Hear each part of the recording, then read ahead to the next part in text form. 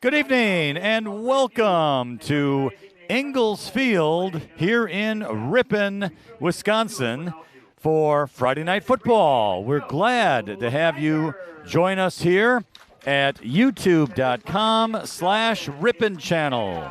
It's a very pleasant evening for high school football tonight, and the Ripon Tigers will be hosting the Wisconsin Dells Chiefs in a conference football game for both schools, as this will be conference game number 2 for each school here tonight. For Wisconsin Dells, the Chiefs, they come into this game with a record of 1 win and 2 losses. They are 1-0 in the conference. For the Ripon Tigers, 1 win, 2 losses overall. They are 0-1 in the conference. Last week, the Dells defeated Adams Friendship for their conference victory, 38-0.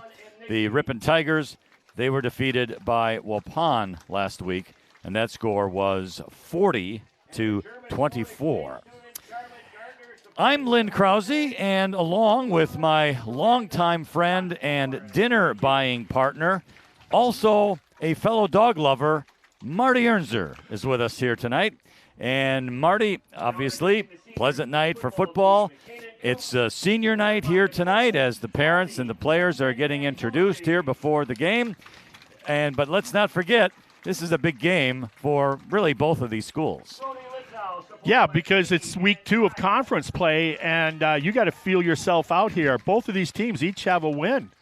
So they want to find out, okay, that's huge to put another one in if you come out on the short end tonight, or if 2 wins tonight will put you in the upper third of the conference. So, yeah, absolutely, a lot going on here. And this is a team that spanked us rather often and big time last year, something like 47-6 at the Dells. They graduated, according to Coach Selgrad, they graduated the majority, if you will, the nucleus of their team seniors last year. But, you know, like he said, hey, this is week 4. No one's a rookie anymore. You're all experienced veterans. All right, let's talk a little bit about the game last week. The Tigers losing 40-24. Ripon did score 19 fourth-quarter points to sort of pull away. Yet, Ripon did control that game for most of the third quarter, but they had some injuries that sort of took over. And so, Marty, from that night, Friday night, what did we learn about the Tigers? Well, we found out that you're down double digits early, and we've seen in recent years that's pretty much over then. Tell the bus driver to get the right radio station, start it up, because we're going to be getting on the bus pretty soon because we're packing it in. Well, that didn't happen. They went against a team that's now 3-0, and they were down big, and they came back and got they were within less than a touchdown of reclaiming or taking the lead for the first time. They fought back, and they totally controlled the third quarter. So that was huge. That's what we learned, that these guys, it's one thing to say, hey, my team has a lot of fight in them. It's another thing to demonstrate that. And that's what they did against a physical, really good, skilled position playing team like Ripon last week. Now, we had some outstanding performances in the loss last week. I'm just going to rattle off some for you, Marty. Eric Cumber, 243 yards on the ground, another 3 touchdowns. He has 726 yards on the season. And that is he is the leading rusher in the state of Wisconsin right now with 726 yards. Right. Braden Dudzinski, he was all over the field. 14 tackles last week. He forced 2 fumbles, recovered a fumble. He had 2.5 sacks and 6 tackles for loss. John Moreno Valdez, 10.5 tackles, 5.5 for loss, 1.5 sacks. Logan Stewart, 13 tackles. Steve Brunhofer, 13. Logan Boehm, 10.5. Caden Coots, 10.5. There were some outstanding performances last week. Yeah, and it's a good balance because all the names you just listed on the defensive side of things, 3 of those were seniors, a couple were juniors, and one was a sophomore, which shows you that, I call that a program. but they're figuring it out on the fly, this defense that you have to play. We talk about it up here in the booth over recent years. You have to play with passion. You have to play with a sense of urgency, not just one play and take a play off. No, you're all in and you sell out on every play, and it's like you want to make that play and do your assignment every time. More and more guys are figuring that out. It's not a matter of buying in. You're literally learning on the fly. And I think with this defensive unit for Coach Selgrad is coming together at the right time, right? The early thirds of the season, and they're going to need that. And I'm looking for that same repeat tonight. I think we have to. I was making that comment with Braden Dzinski. I just told his dad, he called my name when I was getting up here, and he goes, "Hey, your son, what a game." I said, "I see him working at the golf course. It's going to be Sir." So what a performance by Braden Dzinski. So we don't know a whole lot about Wisconsin Dells. Nope. We do know that they're 1-2 overall. They lost to Portage 63-27. Then they lost to River Valley 42-17, and they shut out Adams Friendship last week 38-0. Yeah. They're a big and physical team. Yeah. We hear that all the time, don't we? Yeah. We heard that about Laconia. We certainly heard that about Waupun, and we're hearing it about the Chiefs. So we don't worry about size anymore in terms of the trenches, whatever. Braden Dzinski is the best example. A guy playing a defensive end, average size. He's going against much larger people. But when you play with a sense of reckless abandon and you do what he does, and that twitch, hey, it makes up for so much. So we don't care about that. We don't care how big. We don't care how big they are. All right. Marty, you had an opportunity to go down on the field and talk to head coach Andrew Selgrad. And before we get the game started here tonight, and probably before the national anthem, let us go to that interview right now.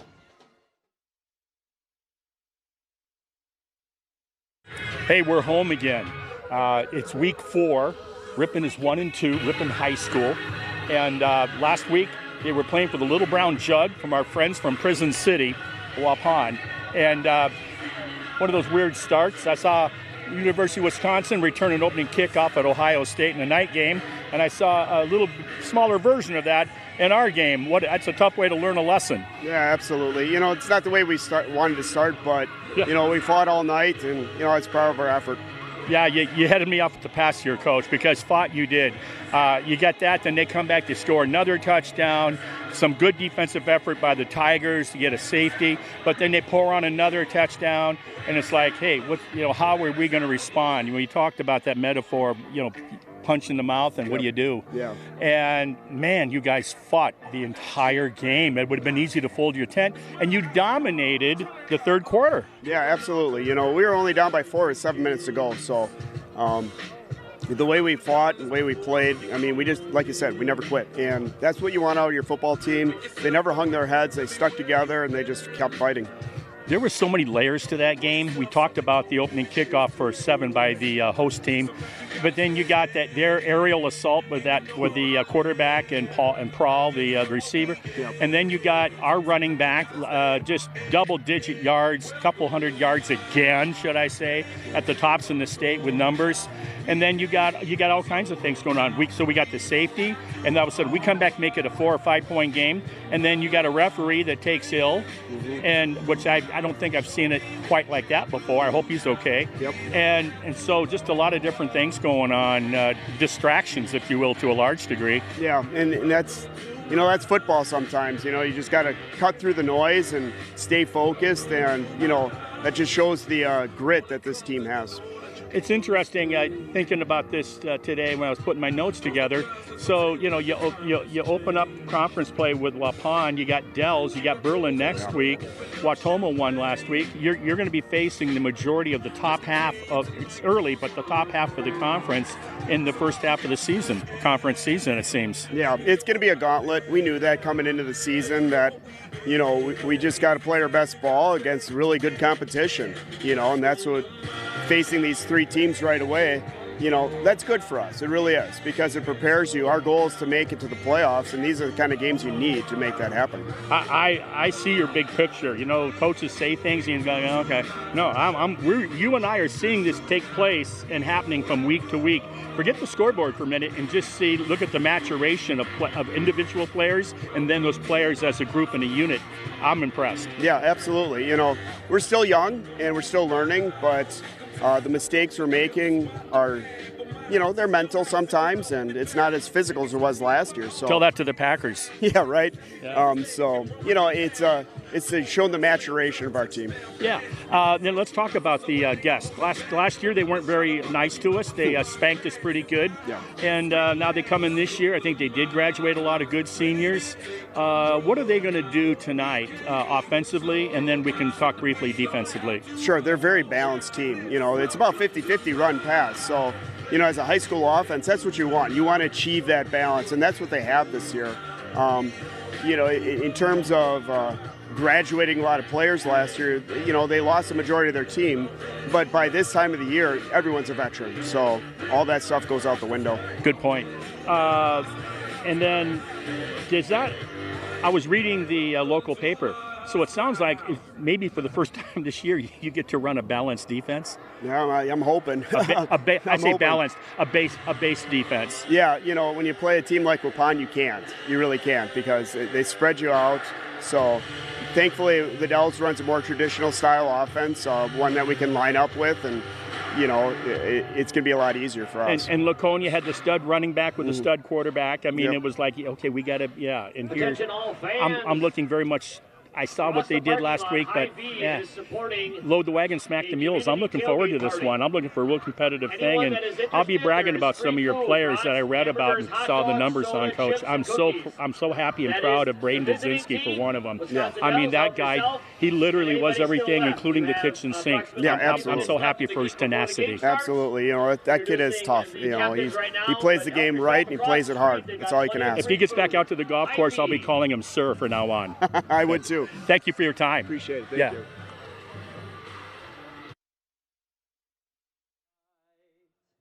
For the ramparts we watch were so gallantly streaming, and the rocket's red glare, the bombs bursting in air, gave proof through the night that our flag was still there. Oh, say does that star-spangled banner yet wave o'er the land of the free and the home of the brave. All right, we've just had our national anthem sung by an RHS student here. Very nice job, and we thank him for singing the national anthem. We also want to thank Coach Andrew Selgrad for the interview before the game here tonight to get you caught up. Marty, one question. I wasn't able to hear the interview. Last week, we had cramping issues in 55-degree weather. Today, the temperature is 20 degrees warmer. What is going to take place regarding the cramping? 2 weeks ago, you and I were driving back from the game. 3 weeks ago, I'll take that back, the inaugural game, and we were talking about it, and you said, well, I'm of the opinion that it's those energy drinks. I never gave that a thought. And then I asked my son that night, who coaches down in Illinois, first words, energy drinks. I talked to Coach Selgrad before we went on the air with our interview, and he goes, energy drinks. And so not to your coin of phrase, what's wrong with old-fashioned water? Maybe there's nothing wrong with old-fashioned water, and they need to be doing that. It's not just because Selgrad coach said, you know what, and I think a lot of that is the caffeine that's in those drinks as well, is counterproductive. But anyway, yeah, a lot of cramping. Well, let's hope we don't see any of that tonight between these two schools, the Tigers and the Chiefs. The temperature, as I mentioned, 20 degrees warmer than last week, Friday, over at Ripon. It's currently 72 degrees. The winds are out of the east, 5 miles an hour or less. By the end of the game, which would be around 9 or 9:15, the temperature should be about 66 degrees. So that's what we're expecting. Now, we have the teams taking the field for our kickoff. I missed the coin toss and the captains, but it appears Ripon is going to be kicking off to Wisconsin Dells. Ripon will be defending the north goal. And we have back to receive for the Dells, number 10, Carter Severson. He is a senior. And I can't quite reach the number of the other student athlete he's turned there. sideways. There's 10. He's got his thing. It's a single digit. Move that elbow, young man. Okay. Drop your mouth guard. Is it 3? And I think it is 3. That would be Gavin Hristoff, number 3. So they are back to receive. The Tigers will be kicking off with, as usual, Nathan Hansen, number 8, who is the quarterback for the Tigers here, or at least probably the starter tonight, as Jackson Nelson also plays quite frequently as well. Remember last week, the inaugural kickoff, we kicked off, they ran it back for a touchdown, so let's see if they maintain lane assignment tonight. There's the kickoff. It's going to go to the far side of the field, bounce at the 18, going to be picked up at the 11, and we're underway. And I'll tell you what, the running back Gavin Hristoff had some Tigers on him, including Travis Cumber, and he went down in a hurry, just proving that gravity does work. You know, yeah, it does. And he didn't handle the ball cleanly, which is costly. And then that old expression, he who hesitates is lost, is hit hard. And that too. Yeah. All right. The quarterback is going to be Lex Reitinger for the Chiefs here. He has one running back to his left, 2 fullbacks on the right side of the line, and there is movement. Yeah. And that is going to mean a 5-yard penalty against the Chiefs. Yeah, the junior Jack Skull moved prematurely, and that's another 5 yards. Not the way you want to start, particularly on a road game and at the other people's house. So you got a kickoff return that didn't go well, and then the first play you have a self-imposed penalty. So it's going to be first down 15 from the 10-yard line now. And we've got a long pass down the left side of the field, and it is incomplete.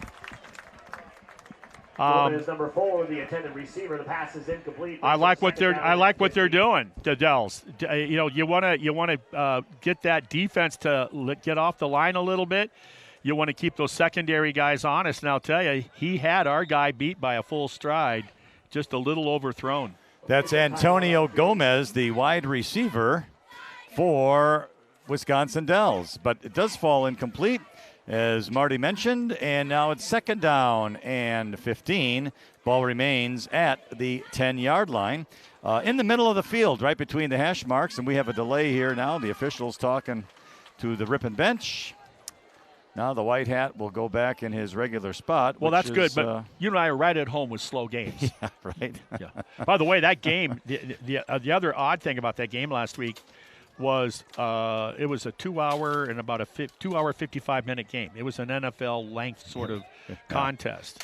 So, okay, same lineup. Here's the handoff. Going to go to the cut out to the right side, and is going to get to the 15, almost to the 20, and yes, to the 22-yard line is the running back there. That's Cashton Stoddard. So it was to influence on a play-action handoff, actually, fake to the right, and that allowed the guys to set their blocks up on the left side of the offensive line and set them up. They did. Good yardage on that carry. Logan Stewart on the tackle. Second down. Make that third down and 3. Long pass left sideline. It's caught at the 46-yard line by Antonio Gomez. Gomez, number 4, with the reception. Same play, Marty. Yeah, I mean, you got to wait. I said we were fortunate there the first time I had a full stride on him. That time he was even probably 2 strides on him. Beautiful pitch and catch. Dells out of a hole. Talked about, you got to play 3 downs, not 2. About a 27-yard pickup into Ripon territory. Now the quarterback is going to play. keep it right up the middle, and there's plenty of room as he crosses the 40, 35 to the 34-yard line. And that's a busted play. They got a first down. Quarterback keeper. The tackle by the Tigers that time by Logan Bame. It was a quarterback keeper because he had nobody to hand it off to. Somebody went to the right instead of the left. 33-yard line. So that's going to be a gain of 12 yards to the 33. And it's 1st and 10. Get now to the edge. To the outside, the running back. He's got a lot of room. He's at the 20, 10 before he's run out of bounds. That's Cashton Stoddard. Big gainer down to the 11-yard line for the Chiefs. And now it's going to be another first down. You're one play away from punt team, and all of a sudden you're hoping now to keep them out of the end zone. What a difference 3 or 4 plays can make. So it's going to be 1st down and 10 from the 11. It's going to be a handoff. Wow. Right side off tackle is Stoddard again. He gets maybe to the 6-yard line, probably the 7 is what we're going to call it, and it'll be 2nd down. The first 2 plays, Ripon controlled the line of scrimmage. Since then, the boys in white have taken over. And they're on a quick pace as well. And Reidinger. Fumble. Ripon has it. And it's a fumble. The Tigers got it. Good job, Ripon. They got a break. A self-imposed something as fundamental and basic, and 54 on the recovery for the Tigers. That's big Steven Brunhofer, who had a really nice game last week. He did. They were just trying to hand it off, and that's what happened. They dropped the ball in the exchange. Ripon gets a break. That's good for this defense to take a little bit, talk some things over, and collect themselves and be ready to play that next defensive series. But right now, it behooves Ripon to get at least 1 or 2 first downs to win the battle of field position. Many times they don't ask you how you got it done, just get it done. All right, Hansen, Cumber, right side, he bounces off, turns a circle, and he's going to get to about the 13-yard line before he is dragged down. The ball was at the 10 on the recovery, so about a gain of 3. Hit and spin to his left. Just an natural instinct for the running back. And what an early season performance he has had, back-to-back 200-plus yard rushing games. Totally, you were talking, he's got 726 yards on the season already in 3 games. Last week, 243 yards, averaging just under 7 yards a carry. Back to pass now is Hansen, and it is caught at the 36. It's a foot race to the end zone. We're at the 20, 10, and it's a touchdown for Noah Michael. No flags on the turf. Ripon scores first. Wow. What a change of a momentum, right? I mean, at first, the defense for Ripon looks like they're going to hold, bring up punt team. Next thing you know, they're fighting for their lives down inside the 15-yard line. And in 2 plays, was it? Yeah, 87 yards. Holy smokes. Wow. Nathan Hansen to Noah Michael. Beautiful. Yep. Noah, just a puppy. That's right, just a 10th grader. And once he caught the ball, he caught it over 2 defenders. Yeah, and it was a foot race to the end zone. Because the quarterback had enough alley-oop on that height to get over the head. It was one of those passes that dropped in the bucket straight down. Otherwise, it would have been deflected. Beautiful play by the Tigers. Point after touchdown kick is up, and it is good. So 9 minutes, 57 seconds remain now in the first quarter, and it's the Tigers 7, the Chiefs 0. And Marty, you said it right. The Dells were on their way. They're at about the 10-yard line, inside the 10, and there's a fumble. Ripon recovers, and here we are scoring. This would have happened a few years ago. This Tiger team is ready to play. Yeah, we're seeing it. After week 1, they open up on the road just down Highway 23 to Laconia, and you and I came away with the impression, you know what? They look like a football team. And they win the following week. They were in a dogfight last week and came up short with the undefeated Warriors of Waupun. And now they're off to a quick start with a team that has an identical record to them, Wisconsin Dells. By the way, they're the Chiefs. I always thought they should be like the Wisconsin Dells Noah Arks or something. The tourists. The tourist. Or, yeah, maybe the Upper Dells. We could have a lot of fun with that. So the Tigers will kick off. Wow. Nathan Hansen will Coach, do it again. And Coach talked to the local paper talking about we have to pass the ball. Even you got the leading rusher, you have to have balance in your offense. Got to complete some passes. There you go. Little issue again. At the 16, 20, 25, Boom. right side. Look at that. He's got some room. 35. Oh, look at his feet. He's going to be pushed backwards inside the 35. The running back Carter Severson on the return. Yeah, nifty move there. Looked like it was going to be 3 black jerseys meeting at the white helmet, and he showed him something, and that happens to be Carter Severson. Severson. What a move. And then he actually gave ground to try to get more ground, and it cost him a few yards, but observation, no criticism there. That kid's a natural running.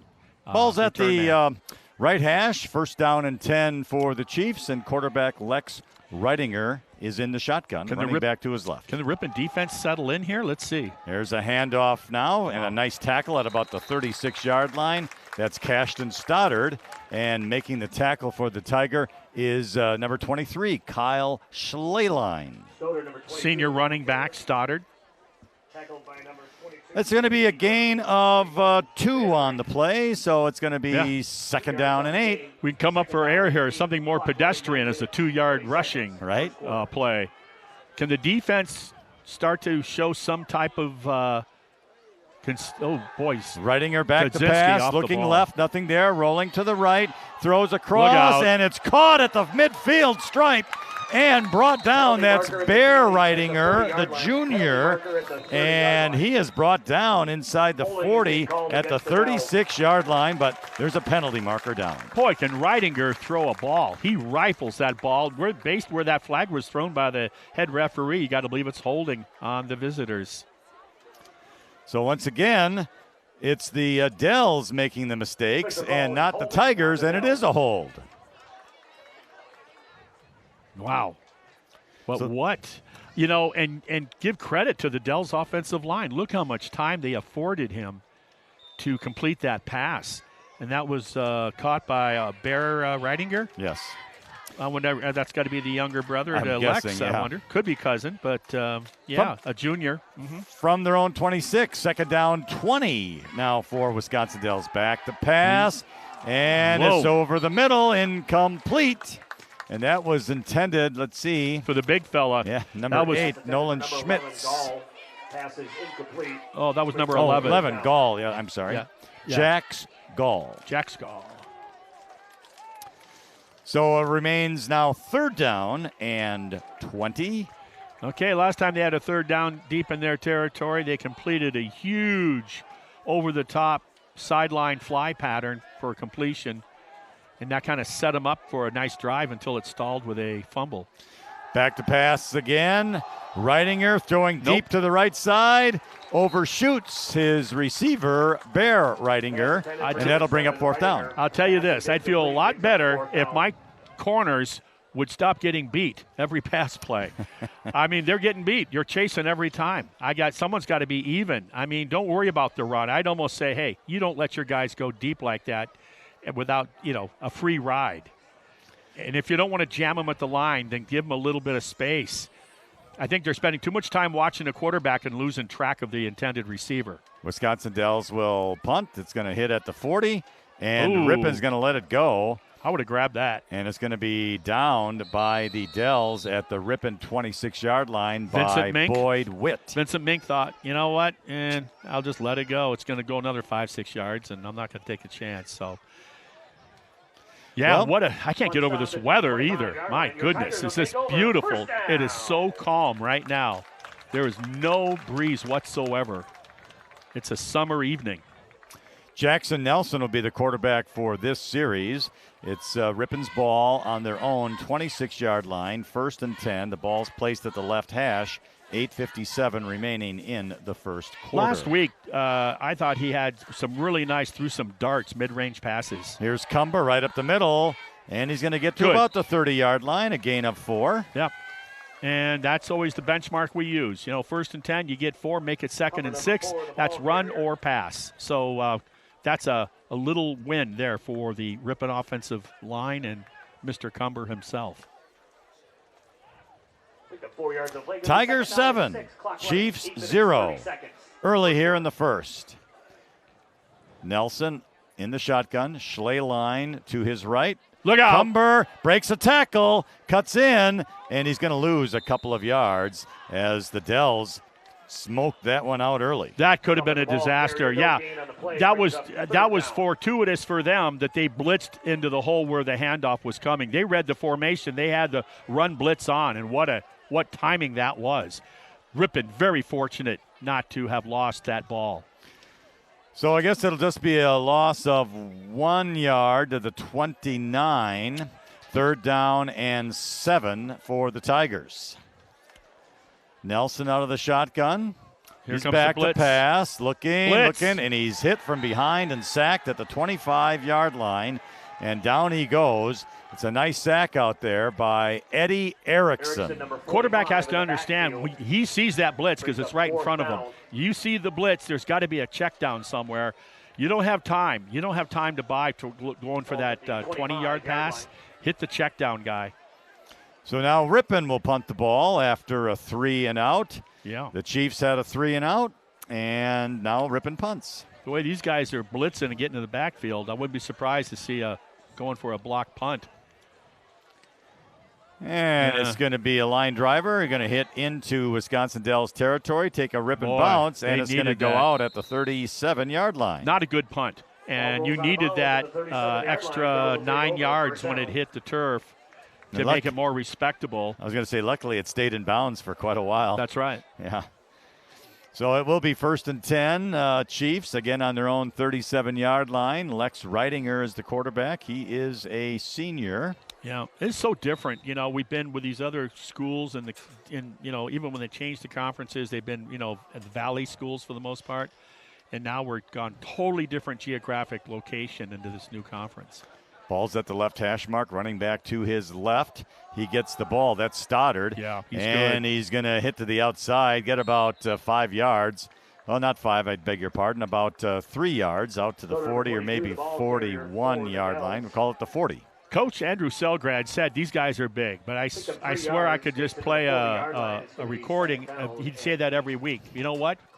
These guys are big. These are. They're good-sized kids. I mean, while Palm was big last week, I think these guys are bigger. And I know they're wearing white, and that sometimes enhances that thought. But, no, these dudes are 2nd and 7. Little screen to the right side. Ripon sniffs it out. He breaks a tackle, the receiver does, but he's going to get tackled for loss at the 39-yard line. Logan Stewart, that was a really good play on that ball and open space, one-on-one. Usually the ball carrier is going to win that. And he was able to just slow him down long enough for his buddies to finish it up. Good job of keeping him to just a 2-yard gain. 3rd down and 8. Ball's at the right hash mark, 39-yard line. Reitinger, the quarterback. Stoddard to his left. Receivers left and right. Back to pass. Reitinger going right. Caught. Yeah. And he's going to be very close to the 1st down. He may have it at the 47. Yeah, based on where he spotted it, it's right on it. It's 1st down. And it is a 1st down for Wisconsin Dells. That receiver ran the exact route and yardage that he needed. Well, then he comes back to the ball, back to the quarterback. Perfect play. And what an execution by this quarterback. I'm impressed with his arm. Gains 8 to the 47-yard line. 1st and 10. Here's Stoddard up the middle. Whoa. Got room midfield. He's going to break free. Now he has to cut back to the left. He's at the 25, 20, and 10-5. He makes it to the end zone, and that's Peter Waterman, number 43. This offensive line is doing such a good job at the point of attack that these running backs are, number 11, number 22 are staying right behind them, and then they break the daylight. Excellent use of the downfield blocking. Nice play by the Dells Chiefs. So just an extra point away from tying this game up after the Tigers scored first with 9:57 remaining, and now it's the Dells' turn at 5:31. Ripon defensive front on that play has to get lower because they are getting moved off the line. And when you get moved off the line, bad things happen for the defense. The point after touchdown kick is good by Ethan Haper. He's just a sophomore. So now with 5:31 remaining, our score is the Tigers 7 and the Chiefs 7. On a 43-yard run, that would be by Peter Waterman. Talked last week about Ripon suits up 13 freshmen.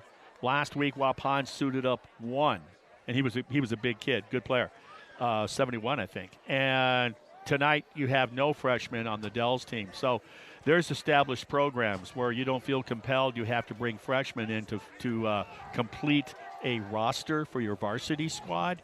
So it's still coming along as a program. I like what I'm seeing, and it sounds like there's a youth program.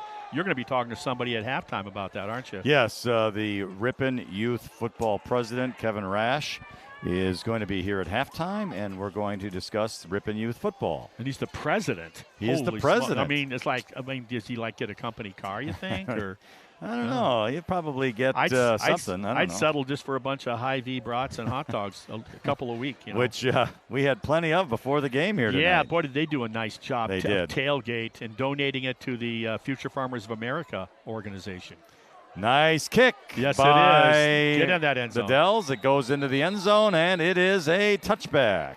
Haper number 33 with so what a nice kick touchback there by Ethan Haper, just a sophomore, and he did a nice job. We call that a live foot. Yeah. And his PAT was rather deep as well. It was beyond that white square there, way back in the end zone, just inside of the track. I was, good lively leg. So the Tigers will have it 1st and 10 at their own 20-yard line. This time it will be Nathan Hansen as the quarterback for the Tigers. Last series, they got 4 yards, made it 2nd and 6, and then everything went downhill from there with the blitzing. I formation, Cumber has it right up the middle. He's got some room. There you go. As he crosses to the 25-yard line. Yeah, just under 6 yards. That's nice.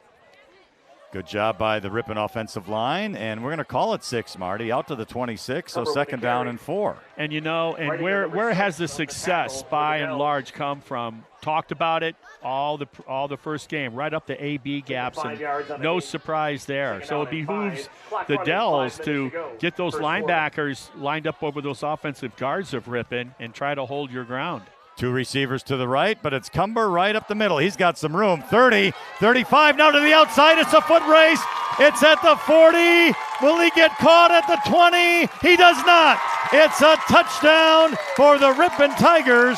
Eric Cumber goes 73 yards. Well, he broke that off the left tackle gap, and it was a foot race from there. He had a nice little stock block on the edge. And then he just wanted it more. Number 4, the leading rusher in the state of Wisconsin, is making a convincing argument that he might very well be in that same position a week from now. I would agree. He has been outstanding this season. He just averaged last week. He averaged literally 6.75, so 6 3/4 yards per carry a week ago. I don't know what he's averaging on the season, but he's got a boatload of yards, 726 coming in to tonight's contest. And, man, is he pouring it onto that stat. Once again, nice job by the left side of the offensive line for the Ripon Tigers off that left tackle. And then he got a nice stock block. I wish I knew who that was. Just occupied his opponent long enough for that bust out and then out to the left sideline. Wow. And you know what's interesting about that is number 22 had the angle. Yeah, he had the angle on him, and that tells you, Cashton Stoddard, another senior on a senior, he just tells you how fast Eric Cumber is. Now, Coach Selgrad, when he talked to the newspaper earlier this week, he said there's 3 things that Ripon must do and continue to do: toughness, fight, and resilience. And resilience was just answered right there. Yeah. With getting the lead, so getting tied, Ripon goes ahead. Ripon comes out with a punch. They counter punch. Ripon counterpunches the counterpunch. So right now, two teams each with one win. We talked in pregame about how big of a game this is, because if whoever wins this is going to be in a good position in conference. And lo and behold, Berlin comes in here next week for the Tigers. Very important win tonight. Hansen with the kickoff. It's going to be taken at the 15-yard line to the 20, 25, 30, going to the left and stops. And down he will go is the return man. And I believe that's going to be number 10, Carter Severson. That it was. The return out to the 31, it appears to be. And the Chiefs will have it first down and 10. Basically smack dab center in the field. First down for the Dells. And the Chiefs have it first and 10. Running back is to the right of Reidinger here. And he gets the handoff up the middle. And just a couple of yards by Cashton Stoddard that time. Better job by, I talked about the series in which the Dells scored on that run up the middle, and a la Eric Cumber style. And I said they're too high. And when you're high as a defensive lineman, you get pushed back, and it's like you're on roller skates. You are helping create the hole for the run.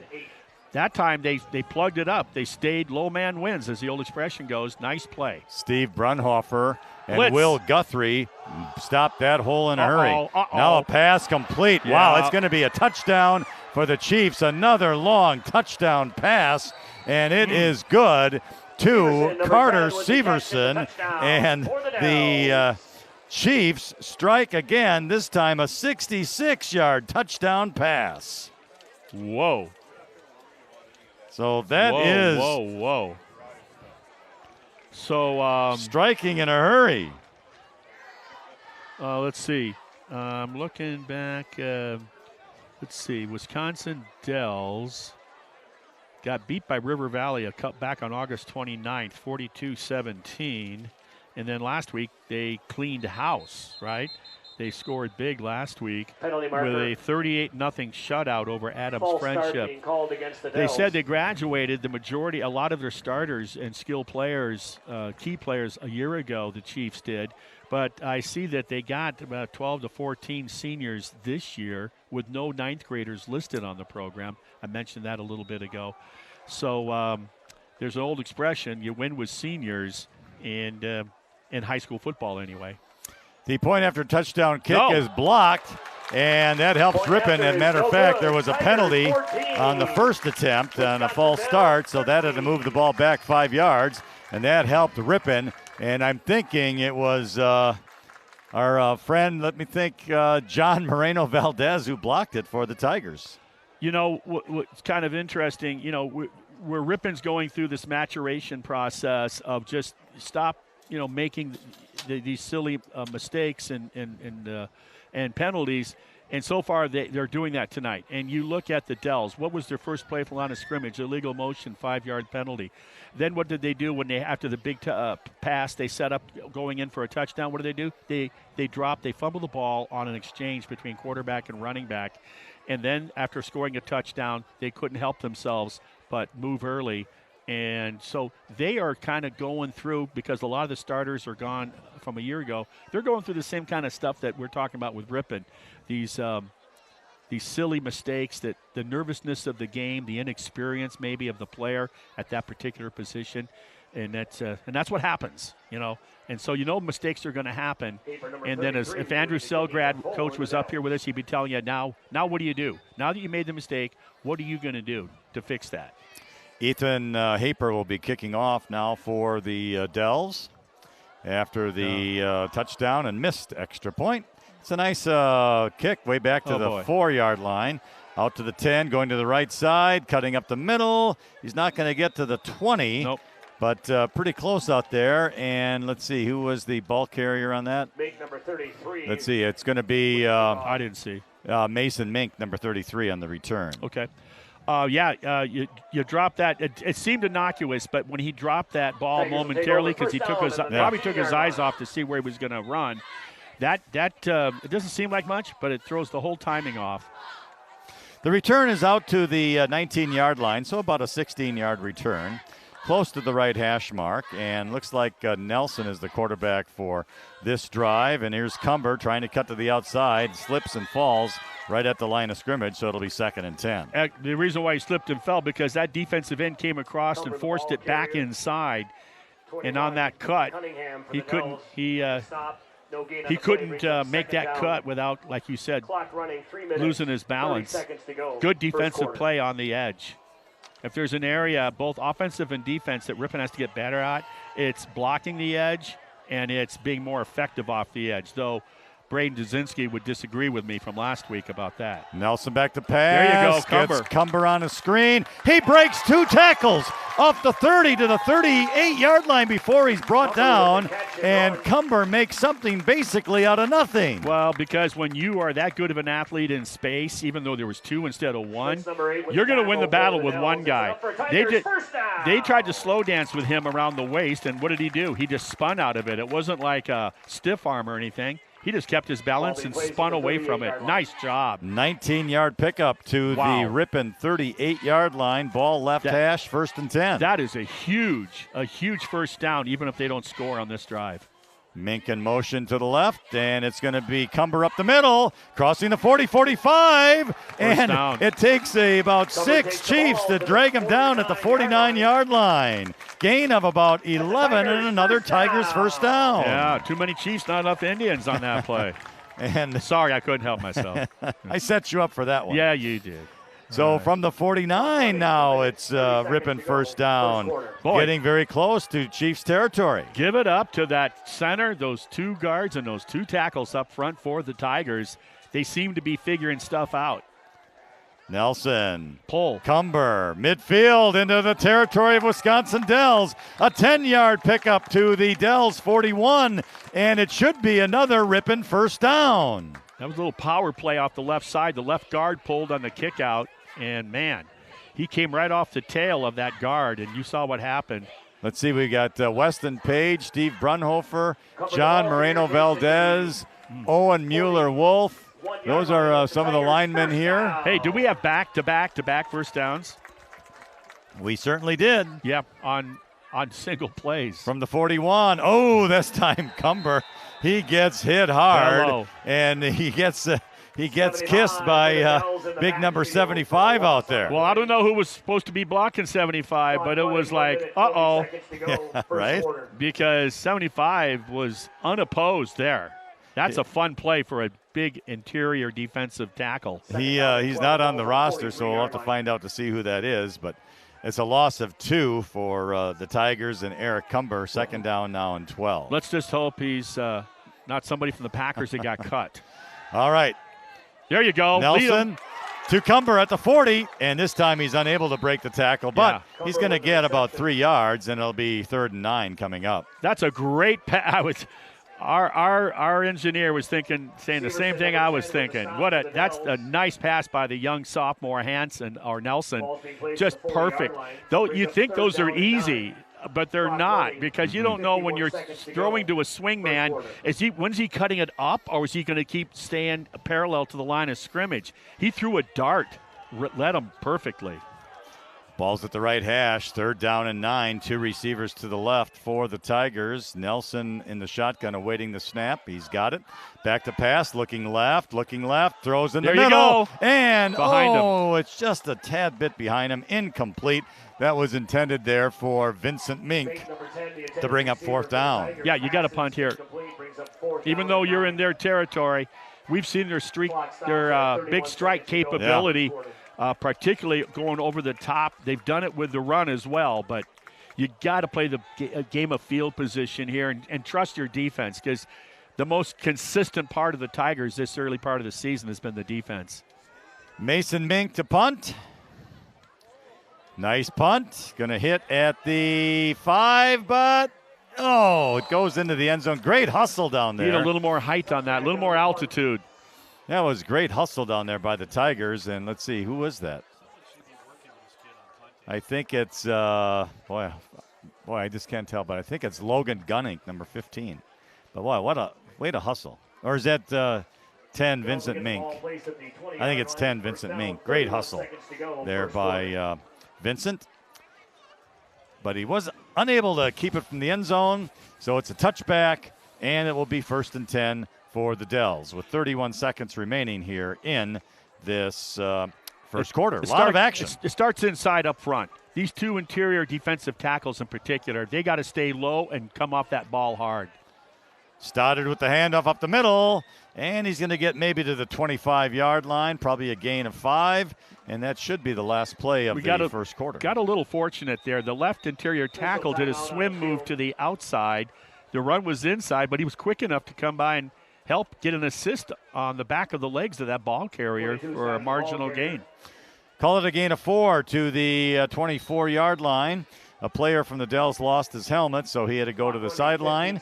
And I think the Chiefs are just going to let the clock run out here for the first quarter, and that should be it.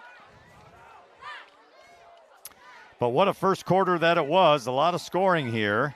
And the Ripon Tigers do have the lead by a score of 14-13 over the Wisconsin Dells Chiefs, and a lot of scoring. 4 touchdowns in that first quarter for the Tigers. They had 2, 87-yard pass to Noah Michael from Nathan Hansen, and then a 73-yard run by Eric Cumber.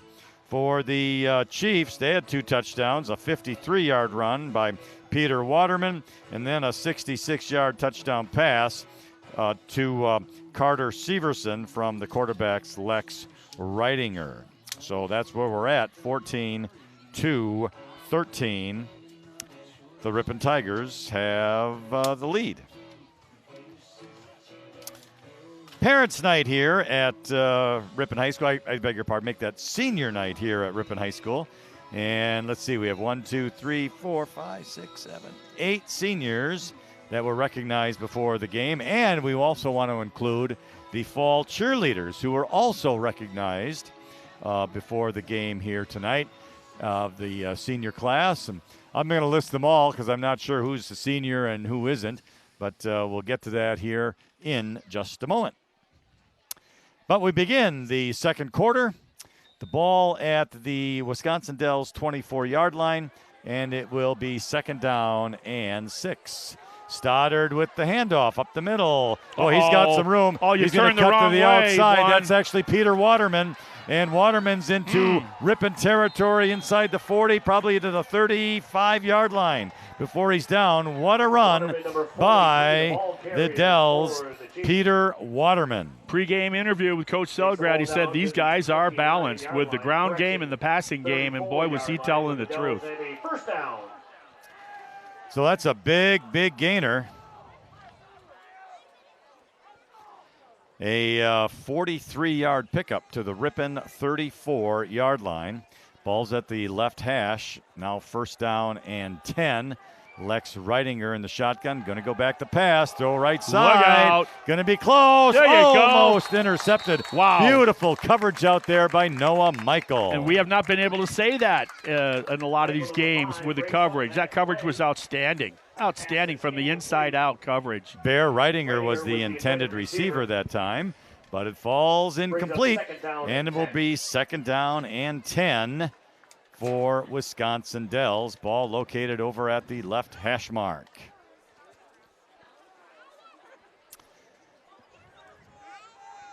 Good crowd here tonight. Good student crowd, too. Reidinger awaits the snap.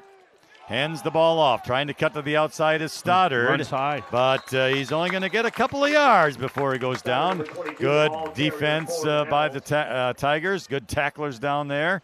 And they include Steven Brunhofer. Always in on a lot of plays, and he was at that time too. So it's a 3-yard pickup to the 31 to make it 3rd down 7. I mean, you look at 22. We're talking about him, Cassian Stoddard, and he's trying to catch Cumber on a defensive play for 50 yards, and then he come back and he's playing running back here. You know, I don't know where these guys get the oxygen and the energy. My goodness. Hopefully it's from plain old-fashioned water. Yeah. Boy, we beat that one to death, huh? I guess we did. All right, it's a timeout taken by Wisconsin Dells. That should be their first charged timeout of the half. That comes with 10 minutes and 58 seconds remaining in the second quarter. And it's still the Tigers 14 and the Chiefs 13. Tonight's matchups, of course, we have Wisconsin Dells here in Ripon, the Chiefs taking on the Tigers. Wautoma Hornets went into Nakusa to take on the Papermakers tonight. Berlin, that's undefeated in conference, they are at Mauston. And then Waupun, the team that beat Ripon last week, is on the road to Adams Friendship. That's what's going on tonight around our conference. And next week, Ripon gets to stay home for back-to-back Friday evenings. So it'll be Berlin Indians coming in to Ripon next week on the 19th of this month. Nakusa travels to Waupun. This Chiefs team of Wisconsin Dells will take on the Hornets up there in Wautoma, and Mauston will be at Adams Friendship. That's all next week.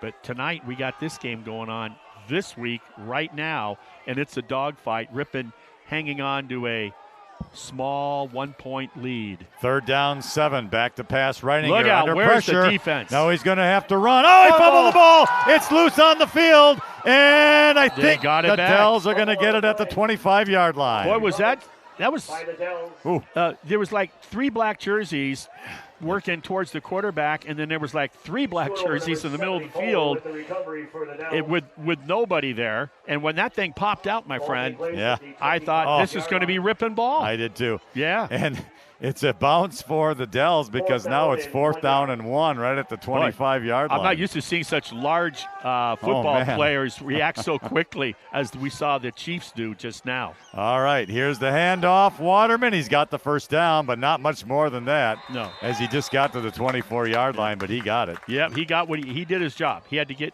he fought and got the first down. So the Dells drive will continue after a lucky bounce after the fumble. Right at the 24, it's going to be 1st down and 10. Wisconsin Dells at the Ripon 24. Yeah, last week Berlin beat Nakusa 44-14. All right, 2 receivers left, one to the right. And the handoff goes to Stoddard. He has to cut in by the tackle, and he's going to get to maybe the 24, the 20-yard line. We'll call it the 21, so just a gain of 3. So it's going to be 2nd down and 7. Carter Vanderbrink, good job not letting that play bounce out to the outside. Good job by 21 for the Tigers. 30 seconds to go, second quarter. 2nd down and 7. Again, it's 14-13 Tigers. A lot of scoring here, back and forth. A missed extra point by the Chiefs is the difference. Reininger goes Change to direction. Stoddard, and he's not going anywhere, just inside the 20 to the 19-yard line before he is going to be dragged down there. I'm impressed with the Dells offensive line blocking. I'm watching some of what they're doing, pulling guards and that, and they are putting a lick onto their opponents on the other side of the line of scrimmage. Braden Dudzinski, Will Guthrie on the tackles there. So it was a gain of 2 to make it 3rd down and 5. Figure you got to hold them twice, being where they are on the 20-yard line. And it's going to be a pitch Get to the right outside. side. They're going to try and keep him in, but it's to the 15. Out he goes. Just inside Man. the 15 to the 10. It's going to be a 1st down for the Chiefs. The defense is getting beat tonight on the edge, and normally they don't.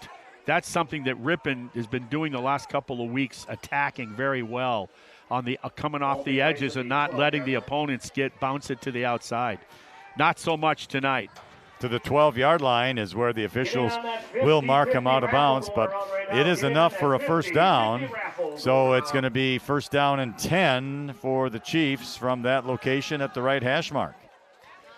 And Reininger, There the you go. Waterman. Get out there. There he you has go. to cut Cuts it inside, back. but he does Beautiful. find some room there. And he's going to get inside the 10 to about the 7-yard line. Gain of 5. Contain was outstanding, but when you force it back up inside, there was nobody there in black and orange to finish the deal. 15 seconds to go. So either over pursuit or just too slow rotating over by the Tiger defense.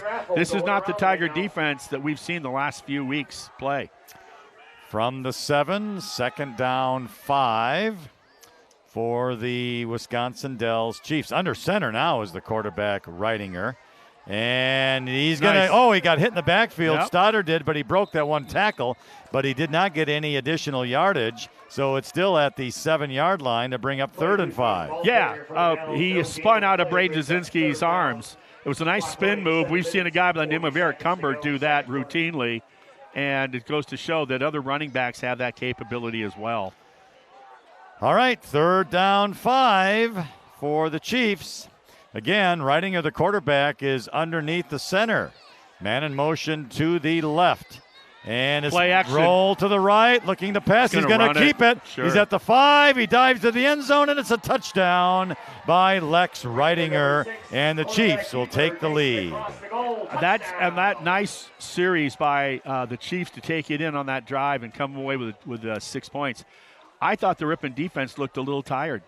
I really did. I didn't think they were kind of flying around and reacting like I'm used to seeing.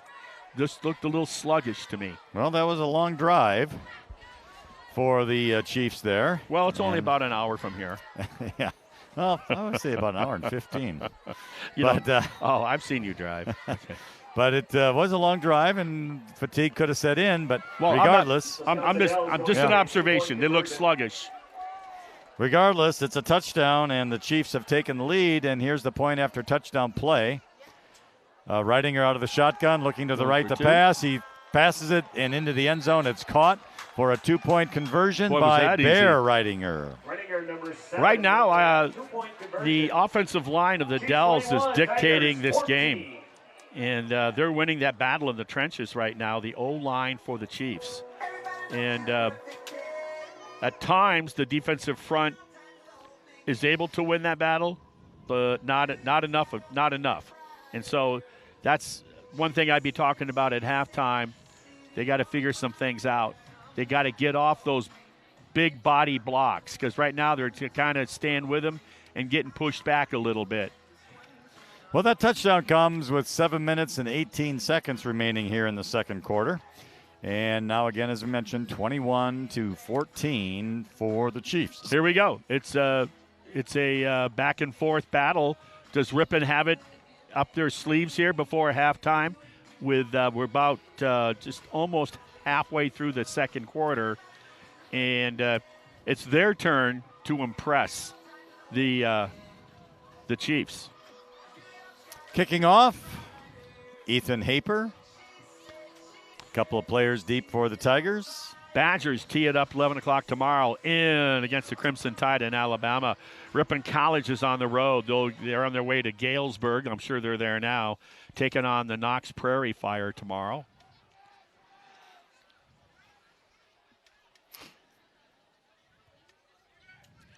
Carl Sandborn. Sandborn is the, what is he, a saxophonist? Here we go. That's David Sandborn. Thank you. Yeah. Okay, here we go. Haper to kickoff. Nice kick. Taken at the 14. Bounced right back up into him. And now he hits his own person, his own teammate, but he does cross the 25 to the 28-yard line. It's Dzinski. And it's Braden Dzinski on the return, and he knocked his own teammate right to the ground like he does opponents. That was very fortuitous bounce. It was, but it worked. All right, so it'll be 1st and 10 Tigers. The ball's at their own 28-yard line. Nathan Hansen will be the quarterback on this drive for Ripon. I'll tell you, I used to sit. As soon as I came off the field, high school and college, I would go sit. I don't know how these guys stay on their feet, and sometimes a lot of them are playing, special teams for sure, along with their main position. Ball's at the right hash mark. Here's Cumber, and he's going to get whipped down after a small gain by that number 75. Yeah, he's not getting up either. Oh, he got kind of whipped down I there. wonder if he got his – I hope he didn't get his head banged into the turf. Well, he's a tough kid, but they're going to stop play. Well, yeah. I mean, you got to come off the field. Officials are going to make him come off. I think the way he hog-tied him and slammed him down into the turf. Official timeout for the injured player. Wow. I wonder if he banged his helmet on the turf. I think that's exactly what happened. Not good. Not a good sign. Well, we'll see. But he'll be looked at the sideline. And coming in, Logan Boehm as well. All right, well, it was a gain of 1 for Eric, and it's now 2nd down and 9. Clock continues to roll here, 6:40 in the second quarter. Twins out to the left. Looks like a passing formation. Hansen, shotgun, hands the ball. Nope, he kips it right across the middle, and there's a flag for pass interference as Dylan Martina was trying to get to the ball, but Nolan Schmitz wouldn't allow it. Yeah, he impeded his right to do what you just said. And so that'll be an automatic first down and 10-yard penalty, I believe, in the high school level. So anything helps. Play action pass that was. So when you got Eric Cumber, I'll tell you, when you got Eric Cumber running the ball so effectively the way he has this season, play action pass is not a difficult thing to execute. It just comes down to you and your receivers being on the same page. From the 39-yard line, 1st and 10 for Ripon. Hansen in the shotgun, has the ball, handed the ball off right in the middle. Here's a big hole, 40-45, and he gets whipped down as well at the 46-yard line. And that's going to be Vincent Mink. The sophomore. Yeah, the thing is when they grab you like that and you're so big, the way when they throw you down, you got both hands on the ball. So you got nothing to break that fall. And it's just you don't want to see their upper part of their body bouncing off the turf. And they got 50, 60 pounds on them. Yeah, but they're not landing on them. No, they're whipping them. Gain of 7. 2nd down and 3. Ball's to the left hash. Hansen, Mink up the middle. Now he goes down. That big 75, he's been a menace for the Tigers. They can't block him, 75. Left side of the line for Ripon.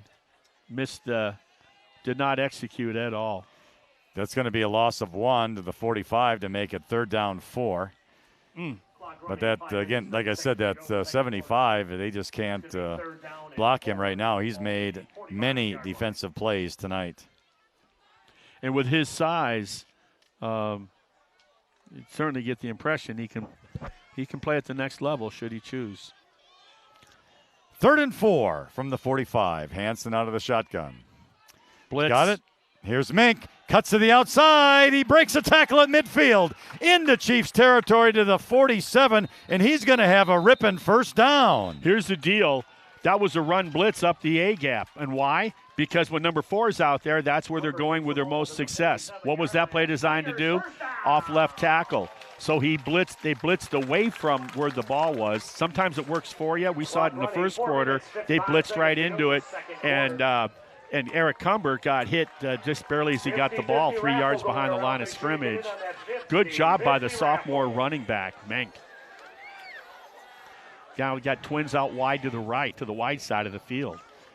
1st down 10 from the 47. Hansen back to pass. Flags are down. Hansen's going to take off, and he's going to get back to the line of scrimmage, and that's about it. And might have been a little early movement there on the Tigers. The clock will stop due to the penalty, and it's a false start against Ripon.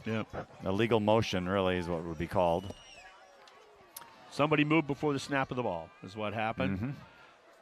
So that's 5 from the, 47 to the Ripon 48. Boy, do the Chiefs have a nice athletic complex. Oh, don't they, though? Into this new conference for Ripon. And then you look at the paper makers of Nakusa and their complex. Very nice. What was the name of that all-star wrestler out of The Strangler. The Strangler, yeah. And Chief Oshkosh was born in Nakusa. 1st down 15. Mink in motion to the right. Oh. Movement, fullback. The up back did it, and that's going to cost us another 5. And I think that was all of a sudden, that's Eric Cumberback. That's Eric Cumberback in the game who did the false start, isn't it? No, it was 23. I wasn't going to say anybody's name, but that was 23. The up back 23 moved, and so now it's all of a sudden we got a 1st down, and now it's 1st and a half mile. Yeah, 1st and 20. All right, under 4 minutes now here in the second quarter. So Ripon's got a ways to go, but they've done it before.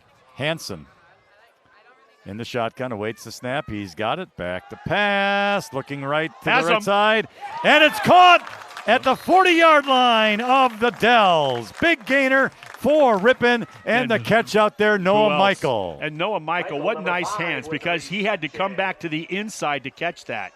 If that was led to the outside, who knows where he would have ended up. But what a great job to secure that pass.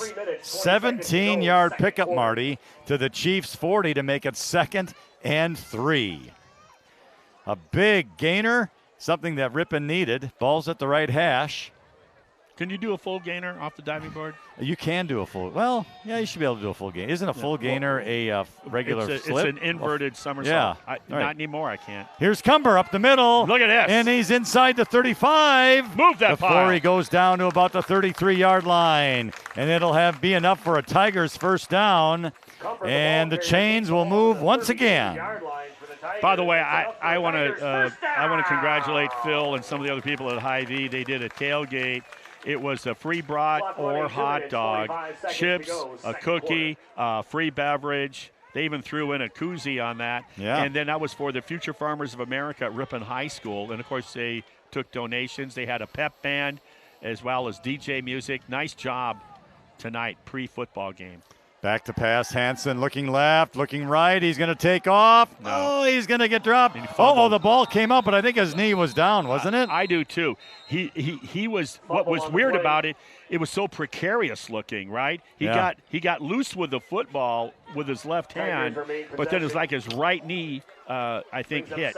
I was hoping the officials saw it the way that you and I did. Yeah. Because it was so awkward looking. Well, it's going to be a loss of 3 regardless, Marty. Back to the Chiefs 35. What Nathan Hansen has to do is, listen, if I'm going to execute the pass, then execute the pass. But if I'm going to tuck and run, tuck and run. But because that 2 seconds of that moment, that hesitancy, just allows the defense to zero in on you. 2nd down, 13.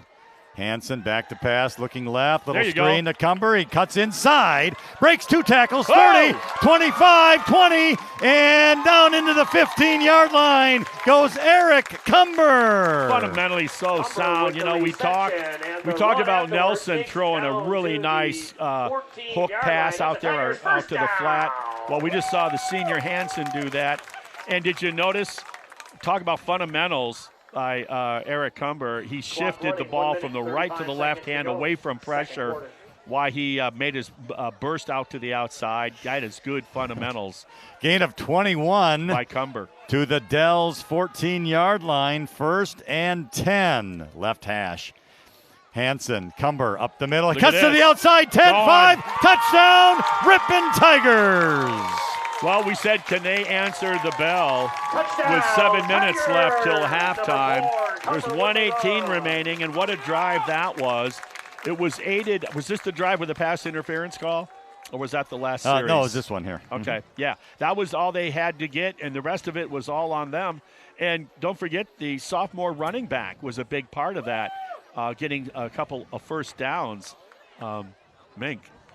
So the point after touchdown kick will tie the game if it is successful, as it's 21-20 right now. The kick is up, and the kick is good, and we have a tie game with 78 seconds remaining in the 2nd quarter. That drive exemplifies what Coach Andrew Selgrad's talking about with balance.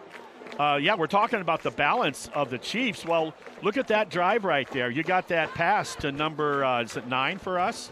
Or no, it's Noah Michael. Noah, number 5, yeah. The sophomore. Huge reception on 1st and 20, right? Yep. 17 yards. Then you got the little swing pass. And what that does, it takes some of the pressure off of that run game where everyone's stacking the box. And they're going to load up the box defensively to try to stop number 4 for the Tigers. You got to put the pill in the air. Well, you know, we go back, Marty, to what Coach Selgrad said last week, what the Tigers need to do and need to play. Toughness, resilience, fight, and complete some passes. I think that's been successful in the first half. Yeah, and quite frankly, I'd tell that to every team. But that's me. Yeah. And here's the deal. We have not seen the Ripon defense that we're accustomed to seeing these first 3 games of the season. And so I'm going to see, can they keep them out of the end zone with a little over a minute left? But first things first, we got to take care of the tackle on the kickoff coverage. Kickoff goes back to the 13-yard line, out to the 20, cutting to the right side, 25. Oh, he's got some big space in the middle. Oh, what a pop. But a nice hit at the Hansen. 45-yard line. Was that Hansen? That looks like number 8. Yep, Woo! Nathan Hansen. Somebody forgot to tell the quarterback you're not supposed to plant a guy in a full stride. I'll tell you right now, everybody wears shoulder pads, but not everybody knows how to use them. Well, the QB for Ripon on kickoff coverage just sent a message. All right. What a nice open field stick. They return out to the 47-yard line, 1st and 10. 4 receivers to the right, 1 to the left. Snap is good. Looking downfield, the quarterback, he's got to run in. He gets away, and he still does. 45-40. Down to the right sideline, 30 before he runs out of bounds. Oh, bad pursuit angle by the one Ripon player. He came straight at him instead of. We always talk about you got to take away the outside because your help is coming from your teammates are coming from the inside. They're not coming from the outside. So Lex Reidinger makes something happen with his legs. Yes. And it's out to the 30. That's going to be a 23-yard pickup.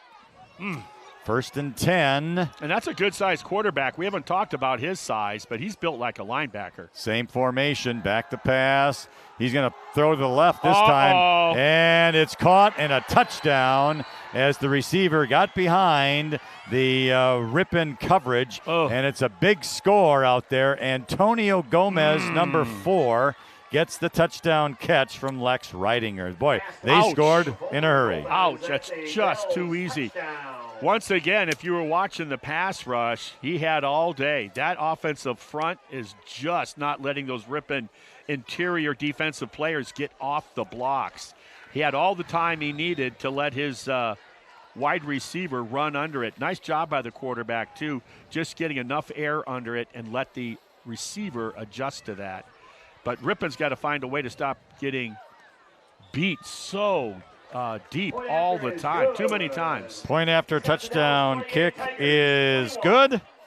And now with 56 seconds to go in the second quarter, our new score, the Chiefs 28, Tigers 21. Couple of plays, and it was 22 like seconds. 30, I was going to say less than 30 seconds. And 22 seconds, yeah. So, wow. You got to be playing prevent. You got to be figuring. That whole thing was set up on that quarterback scramble, and the outside contained for Ripon, just 2 guys occupying the same spot. No one communicated and took the outside away. But, hey, you know what? That's a really nice-looking offensive effort by the Dells. I can see why they're getting over 40 points. Well, Ripon has been known to strike quickly as well. They have 56 seconds and all 3 timeouts to give it a try. So we'll see. These guys. So the ball will be placed at the 30, and Ethan Haper will be kicking off. And Haper is a good kicker. He kicks this ball with a lot of altitude and good distance. At this level of this division of football in Wisconsin, much better than average kicker. We've seen a few of those guys this year. Tigers are ready to receive it. Nice kick. Look at that. Back to the 9-yard line. And it had lots of air. Out to the 20, up the middle. Got some room, but he just got tripped up there at the 30-yard line. The sophomore knew it. Yep, was Vincent Mink. He knew he was one trip away from busting that really big. Yeah, he really was, no doubt about it. And I love the way he hits the hole, right? I mean, he's in overdrive when he gets up into the that first level of white jerseys. Love it. 21-yard return out to the Ripon 30-yard line, 1st and 10. Well, here's our guy right here. You got to believe Noah Michael is on the mind of the quarterback for the Tigers. Nelson's the quarterback, and over right the middle. across the dropped it. just in and out of the hands of the receiver. Yep. And he's usually sure-handed. Yeah. Dylan Martina. He is sure-handed. Bummer. That would have been a big gainer, Marty. The only good news is it stops the clock. Whether that's good or not, I'm not sure. Well, it is. It is a good thing because if we get the first down, they have a good enough passing game. All right. They have time. Second down, 10. Nelson. It's tipped at the line of scrimmage and will fall incomplete. And now it's going to be third down and 10 with 43 seconds remaining. And this is going to be an interesting play call for Ripon if they do not get it. No, you punt. The Chiefs have 2 timeouts remaining. No, you don't get it, you punt. I mean, look where the ball is. It's on your own 30. No, I understand that, but what I'm saying is the Chiefs have 2 timeouts. They'll probably get decent field position with 43 seconds right now. So Nelson hands the ball off up the middle. Big gainer there. First down across the 40 to the 42 goes Eric Cumber, and now a timeout is taken. So a big first down for Ripon. Timeout called on the field by the Eric Cumber out to the 43-yard line. So a gain of 13 on the play. Nice to see. I'd be curious as to know when he got shaken up, when he got sort of like bear hugged and thrown to the turf a while ago, and he had to come off the field. I'd like to know just what body part didn't seem where it's supposed to be. Yeah, he was out. He was checked out by the trainer fully. Oh yeah, of course. So I'm just wondering what it was. Was it? I'm going to assume it wasn't the head. Then it was just the violent hit to the turf. But that's Ripon's first timeout, by the way. So they have 2 timeouts remaining. Yeah, they're in good shape here with just under 40 seconds. Ball's at the left hash mark, 2 receivers to the right. Standard formation with Cumber behind Nelson. Cumber gets the ball. 40 yards. Keep her going. 45. Breaks a couple tackles. He is into Dell's territory at the 48. The Tigers will take their second timeout. Wow, big 75 for them. Yeah. On the cutback by Cumber, had him in his sights. And he came from behind, and he's going to just, he's going to bear hug this number 4 of Ripon. He missed him. And it didn't it actually was contact, but yeah, he reminds me a lot on his moves. We had a running back in 1999. The last name was Banks. He was a naturally gifted running back, very good. And that move there kind of reminds me of him, just like you have eyes in the back of your head. Wow. 29 seconds with that timeout, Marty. 1 timeout remaining. It's going to be second down and 1, but they are in Ripon's in Dell's territory at the 48-yard line. So I'm kind of curious whether we'll see another run or a pass here. Well, figured they got to get the ball at least to the 20, all right? If they're not going to come away with 6, if you get to the 20, you're looking at a 37-yard field goal. When I look at the PATs by our kicker, I think that could be maybe his max. I think you're right. Nelson back to pass. Right side. Throws. He has them. And it's going to be – is it picked off? Yeah, it's picked off. It is picked nice off. Play. At number the 10. Dell's 32-yard line Carter, with 23 seconds. Severson, nice job. Good coverage. And that's what the Ripon defensive corners have to do. I think the cornerbacks that are getting beat every game, it seems, they're getting beat. I think they're spending way too much time looking into the backfield and losing complete contact with the person that they should be next to. And at some point you got to change it. You can't, that old expression Einstein says, what's the definition of insanity? Yeah, you keep repeating the same thing, doing the same thing. You got to try something different. All right. Back to pass. Ridinger deep left side. And it's incomplete. Woo! Way to run up into his chest. Because he was beat. Now that's a nice play. Travis Cumber by the underclassman number 1. We know it's not Parsons, Number one. right? Number 1? With Yeah. a pickup for the Tigers. So that Brings up is a second first down down and play 10. unsuccessful, Clock makes it stopped second at down and 17 10. Very with nice 17 seconds remaining. Again, the Dells have 2 timeouts remaining. He doesn't make that play. It's another 6. Who would have thought all this scoring with a minute 18 Right. after Ripon scored their last touchdown? All right, Crazy. left hash, second down 10. Up the middle. Handoff up the middle, and not going very far is Waterman, Peter Waterman, across the 35 to the 36, and I'm Waterman, thinking number 43, that will the be ball the end carrier of for the the Dells. first half. I'll tell you, the offensive line coach for the Dells, I'm very impressed because I'm watching these little battles here. That's And the end of the half. Tigers Dells does such a 21, great Chiefs job of 28. sustaining their blocks. Best I've seen this season. Bring the program Well, on Marty, the that floor. is our Ripon High School halftime, band. and it is the Wisconsin Dells Chiefs 28, the Ripon Tigers 21. And before we have a halftime interview tonight, Marty, what have we learned after this first half? Well, we got to learn. We learned that pretty much the trenches on both sides of the ball, we have to give a percentage. The Chiefs are winning in the trenches. Defensively, what Ripon has to do to change that is to use their hands more. You have to have violent hands, and those hands allow the yourself to keep the body of the bigger blocker off of you so you can bend to the ball. They got to do that.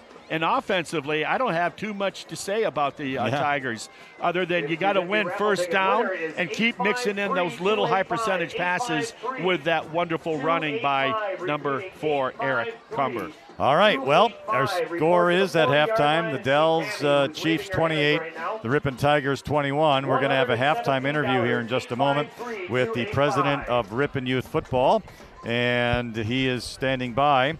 Meanwhile, we'll do a quick review of the scoring for you. It was a big first quarter as it started with Noah Michael on an 87-yard touchdown pass from Nathan Hansen. Then it was Wisconsin Dells striking on a 53-yard run by Peter Waterman, so that made it 7-7. That was with the 5:31 mark to go. Ripon struck back immediately with a 73-yard run by Eric Cumber, and the PAT was good, and that was at the 4:44 mark. And then the final scoring in the first quarter was a 66-yard pass by Carter Severson by Lex Reidinger, and at the end of the quarter it was 14-13 Wisconsin Dells. More scoring in the second quarter. The Dells then took the lead on a 7-yard run by Lex Reidinger at the 7:18 mark, 21-14. Then Eric Cumber with his second touchdown of the evening, a 14-yard run to make it 21-21 with 1:18 remaining. But then it was the Dells striking back on a 30-yard pass play to Antonio Gomez from Lex Reidinger, and that was with 56 seconds remaining here in the second quarter, and that finishes up the scoring here for the Wisconsin Dells Chiefs and our halftime. So that's what we have. Again, Chiefs 28 and the Tigers have 21. Now we're going to spend some time. The president of the Ripon Youth Football, Kevin Rash, is here. And Kevin, welcome. Excellent. Glad to have you here. Now, Kevin, the last I recalled from the youth football, Greg. Thank you. I'm thinking his son. Yep. I'm thinking of his son. But yes, Greg Dragolovich was the president, and you took over from Greg. Yes, I did. So how long have you been the president? It's been 2 years now. So 2 years. Yep. Okay, and give us an idea of the duties of the president of Ripon Youth Football. I know it encompasses a lot of things. Yeah, so we run a 1st to 6th grade program for Flag on Saturdays right here on Ingalls Field. So we always start the Saturday after Labor Day, and we run 6 weeks after that. So we're in week 2 tomorrow. We actually have games starting at 5:30 tomorrow. So half our games this year happen to be evening games due to conflicts with the field. So we either start our games at 9 a.m. like we did last week and run 4 hours of flag football out here in the field. We divide it into quarters, and kids just kind of go at it. So tomorrow will be 5:30 till 9:30 p.m. p.m. Yep. Okay. So if you're available and in the area, swing on by. It's a lot of fun to watch, especially the younger kids and how excited they get. And so this is all flag for first grade through sixth grade. Is that correct? Correct. So we know Ingalls Field, 100 yards wide and everything. How many games do you generally have going on? There's 4 games at a time. So we divide it into quarters, and then they just play each on each segment. Our refs actually are the players out here tonight, so we like to try to get everybody involved and get the kids a little bit excited to see, the refs that are out there on Saturdays, the same kids they're cheering for, the next on Friday night. So, yeah, it's nice to get the involvement from the high schoolers, and they have a good time with it. So. Obviously, running a program such as Ripon Youth Football takes a lot of volunteers. And I would imagine you have a lot of volunteers? Oh, our board's, I believe, 8 members strong right now. And then all our coaches are volunteers. So we have 32 coaches. It's not just Ripon. It's Ripon, Laconia, Berwyn's in there, and Green Lake. They're kind of all involved. About half of our teams are actually Ripon teams. So we have just over 300 kids registered for flag this year. That's a lot of kids. It's a lot of people. So it gets pretty busy here on Saturdays, and it's really fun to see the involvement on the youth level. So. As far as different rules go, now it's been a long time since I've been, involved in anything with youth football. But is there weight limits on who can carry the ball? And is it all 11 on 11, or what is it? Yeah, so we run NFL flag rules. So all the kids out there are wearing jerseys of some NFL team. Okay. And we have all 32 teams represented this year, just like we did last year. So it's 5 kids on the field at a time, and there's no restrictions on weight or anything on that. You get into our tackle side, so we also run our 7th and 8th grade tackle program. In the past years, there has been weight restrictions on running backs depending on which league you're in. This year, the league that we ended up kind of transferring into to match the high school, they don't have weight restrictions, but we still kind of end up with the bigger kids are still on the line. So this is the 1 through 6 still, is that correct? The 1 through 6 is Saturdays, yeah. And there's no restrictions no on restrictions that. at all on that. Not at all. So. But then talk then about the 7th and 8th grade then? So our 7th and 8th grade, we got 50 kids out this year, which is a pretty big increase over what we've seen in the years past. I mean, 2 years ago, we were at about 28 kids total in 7th and 8th grade. So, the reinforcements are on the way. It's what we keep telling Coach Selgrad, and we'll try to get him the numbers, and he'll get them coached up, and we'll put a competitive team out there. So. How much involvement does Coach Selgrad have as far as with the youth program? He helps a fair amount with our practices with the structures. So we went with a little bit of a different structure this year where we kind of co-located with the high school. So they're doing the same drills as us, separate but the same drills. And then they split off into their team stuff, and we kind of go off on our own and do our own team stuff. So.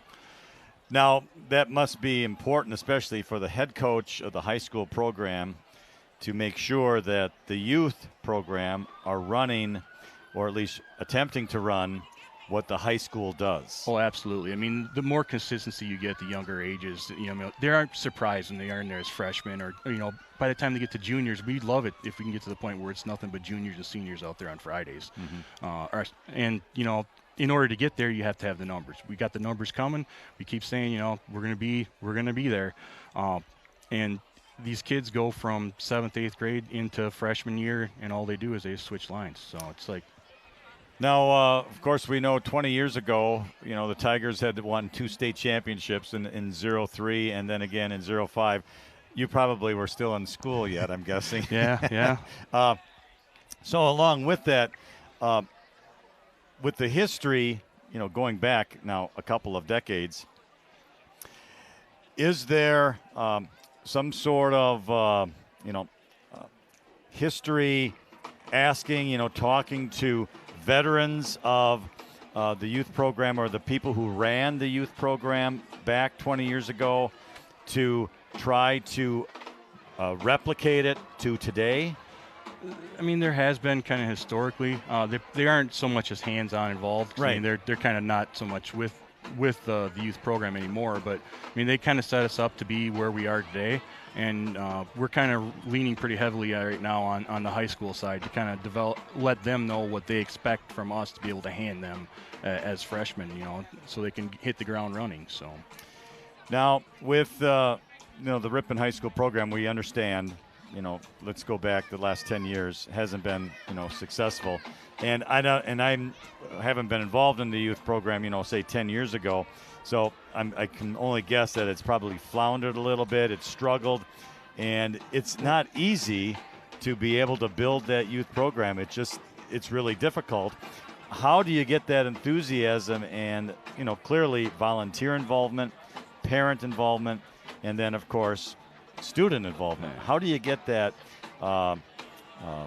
like championship feeling, the enthusiasm for it, the excitement? Well, I mean, we like to think it starts at the flag level. You get the kids involved, you get them excited for football. They're out here on Saturdays, they're having a good time, and you just kind of roll it right into the next level. So we've had good enrollment numbers on the flag side, and it's started to translate into our tackle program. I mean, this year we weren't sure if we were going to be able to have enough 7th graders to have a separate team at 7th grade, and the numbers were just off the charts. I mean, there was almost double the kids we expected to have enroll. So you love to see the enthusiasm, and I mean, hopefully we can keep it going here forward.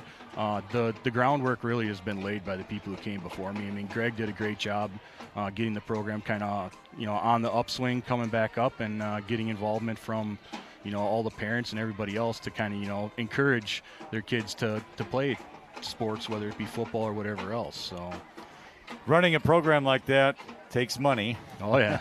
So clearly, parents, they generally ante up, but there must be some fundraising as well that the program does. Yeah, our biggest fundraiser is really the raffle tickets. So we do a drawing at the end of the year, and the drawings are it's $10 a ticket, and we try to sell 1,000 tickets. And drawings don't have to be present to win. If you see somebody out in the community selling tickets, we would love it if you'd buy some. Now, there's a 50-50 raffle that always goes on here. Does that go to the youth program, to the high school program? That's the high school side. That's the high school side? We're not involved with that. So. Okay. And also, like, I know there's been, like, brat fries, hamburger fries as well. Anything? We've done a couple of, meal program things, like through Jay's Barbecue. We did one this past spring. That was moderately successful. We might be looking at doing something similar to that again, whether it be, a meal offering or something like that. But we don't really have anything in the works right now. I mean, financially, we're doing okay. We're at the point where we haven't had to raise our fees in, I think, 3 or 4 years now. So, another thing that comes along with football, safety. Oh yeah. And we were talking young children here, grades 1, through 6, and then even in the 7th and 8th grade. So what steps does the youth football program take regarding safety, preventing injuries, what happens when injuries occur? Kind of explain, go through that. So really the 1st to 6th grade, I mean, it's tackle. So the biggest thing we're looking for, we tell our refs, make sure the kids are trying to pull flags. So you get some of the 1st and 2nd graders especially, they get a little excited. They get out there and, first game, they're full-on wrap tackling. It's like, hold on now. Okay. They're still too little to really do, any sort of damage. But yeah, you try to nip that in the bud right away in week 1. And by the time they get to 5th and 6th grade, they start getting a little bit overly aggressive again. You really got to keep an eye on it. Our officials do a really good job of making sure that everybody stays safe, and we kind of make sure that they keep it that way. Okay, so, yeah, because that's clearly a big issue. Now, are all these kids, retrofitted with a helmet and things of that nature? What is type of the equipment? Yeah, flags are really just, you got your flags. I mean, okay. That's pretty much it. You get your jersey and your flags. There is no helmet. We don't want to encourage anything like head-to-head contact or anything like that at that age. You get into our 7th and 8th grade program, I mean, that's full goal tackle. So that's, you're outfitted with basically similar stuff to what the high school has at the youth level for equipment. So. Okay, so then it's 6 Saturdays, which you started last week for your first one. So this will be the second one tomorrow? This will be second, and we go the next 3 weeks will all be evening games, so they'll start at 5:30, And then our last two, which are October 4th and October 11th, will be back to our 9 a.m. start times. So. Now, what is preferable, the evening or the morning? I mean, well, I'm kind of curious about that. I'm sure that depends on who you ask. Yeah. So the kids love playing under the lights. So we usually, I mean, if it was up to us, we'd have 5 morning games and end with the under the lights for the last one. The kids would go away all excited. But night games can get a little late. But it is what it is. And if we can get the field and get the kids out there, we're going to do it. It is Saturday night after all, though. Bedtimes kind of go out the window, don't they? On Saturday nights, Okay. Pretty much.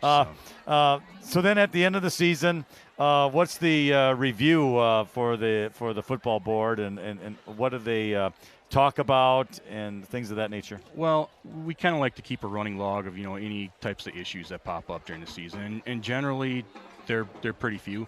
But if there are things that we need to address at a board level and try to change something in our program, whether it be rules-based stuff, especially with the younger ages, they're struggling with something. It's like, okay, what do we got to tweak to make it more look like football and keep the kids, involved and not get so frustrated. If there's safety things, that doesn't wait till the end of the year. We address that right away, whether that be, with the coaches directly and be like, hey, this has got to stop, whatever it happens to be. Mm-hmm. We haven't had issues like that in the last 2 years, but going past years and years ago, I know there was some concern about that. But the coaches we have do a fantastic job. I mean, all 32 teams. I mean, they're all a bunch of really great guys, and they all go through background checks. I mean, that's mandated by NFL flag, so it's worked out really well so far. So. Board members turnover, how does that work? Yeah, so usually our board members, we try to make sure that all grades 1 through 8 are represented by somebody on the board, and then we have our officers kind of above and beyond that. Right now we do have an opening on our vice president level, so if anybody is interested, you can always reach out to me. My name and phone number is on our website. It's just riponyouthfootball.com.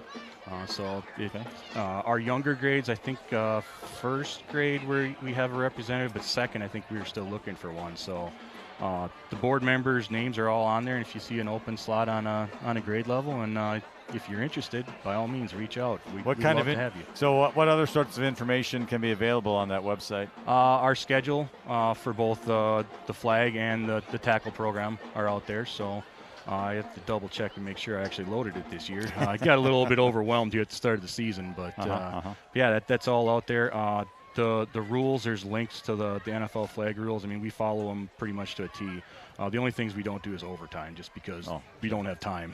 Time constraints, yeah. We don't keep score. I mean, this is supposed to be basically for fun. But learning skills, exactly, correctly. Yeah. Exactly. So you get the kids out there, get them learning some skills, get them excited about playing football, and just away we go. So. All right. Kevin, I appreciate it. It's been an interesting and informative talk.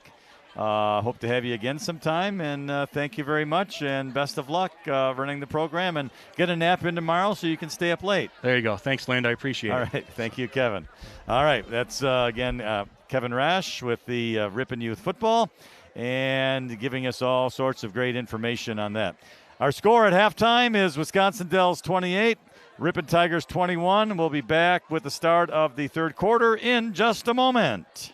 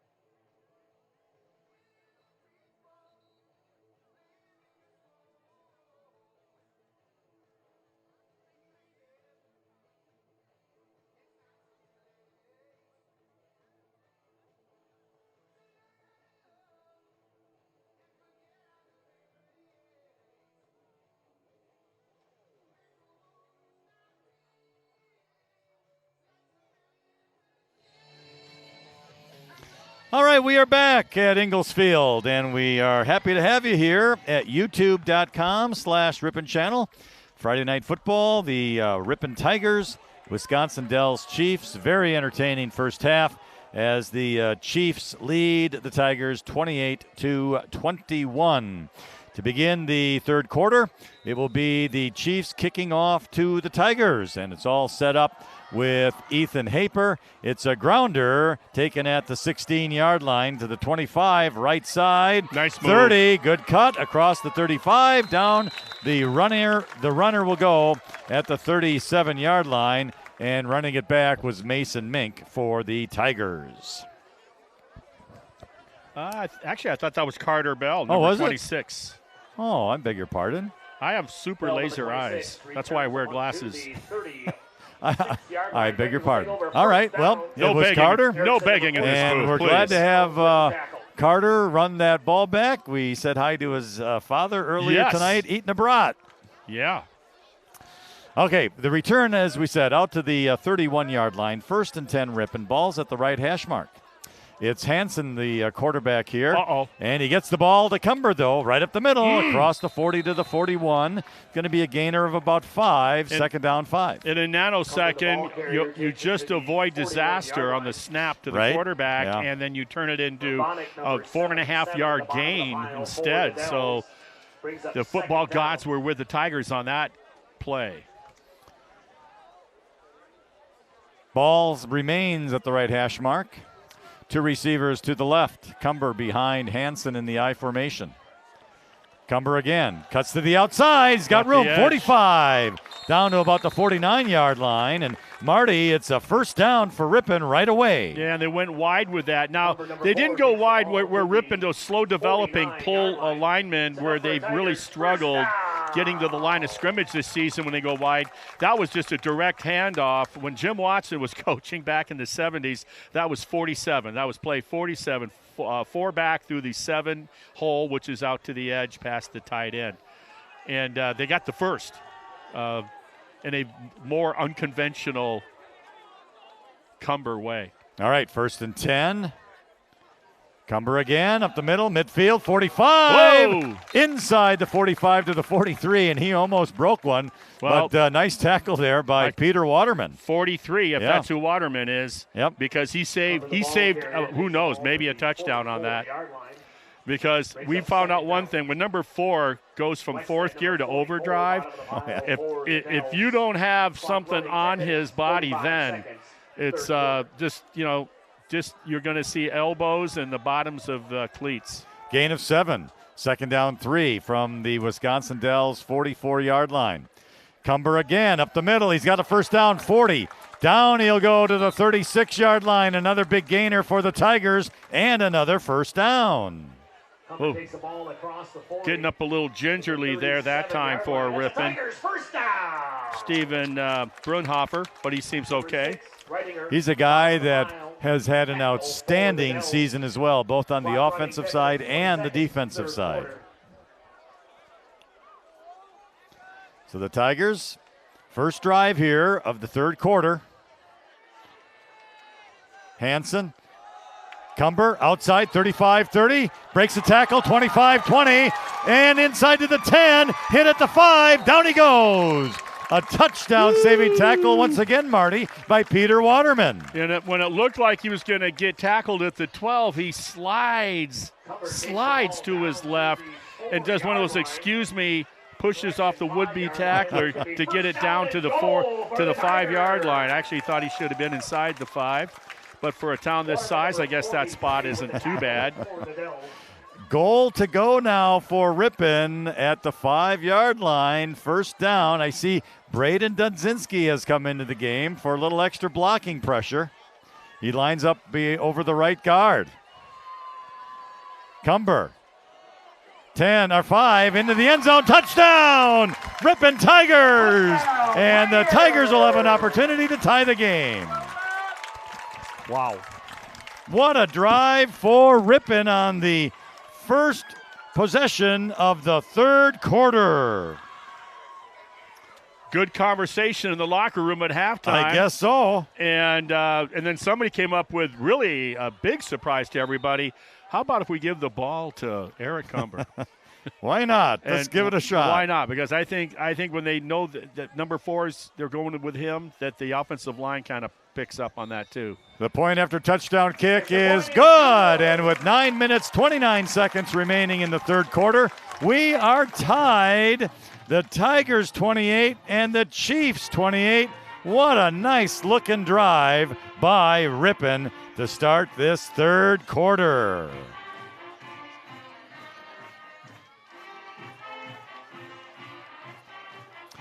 You know, we mentioned earlier about the cheer squad for the Tigers, and we want to pass them along here, their names, because they work hard for practice and everything as well. They include Gwen Bartlett, Odessa Bogenschneider, Priscilla Clausen, Skylar Davis, Gavin DeJager, Charlotte Gartner, Callie Gilbreth, Rose Hoffman Slattery, Harmony Jordan, Hazel Macias, Rebecca Maness, Shaylee Millen, Liliana Rash, Melina Rhines, and Abigail Zeike. Cheer coaches are Tammy Conlon and Madeline Lineweber.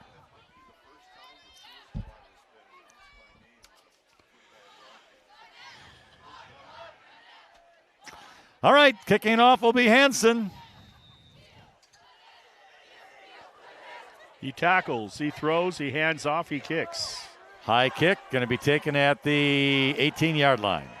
Out to the Watch 25. Oh, he gets hit at the 25, and down he goes, the return man, Carter Severson. Yeah, that was Thompson, I thought, right? Number 10 was Levi Thompson, number 24.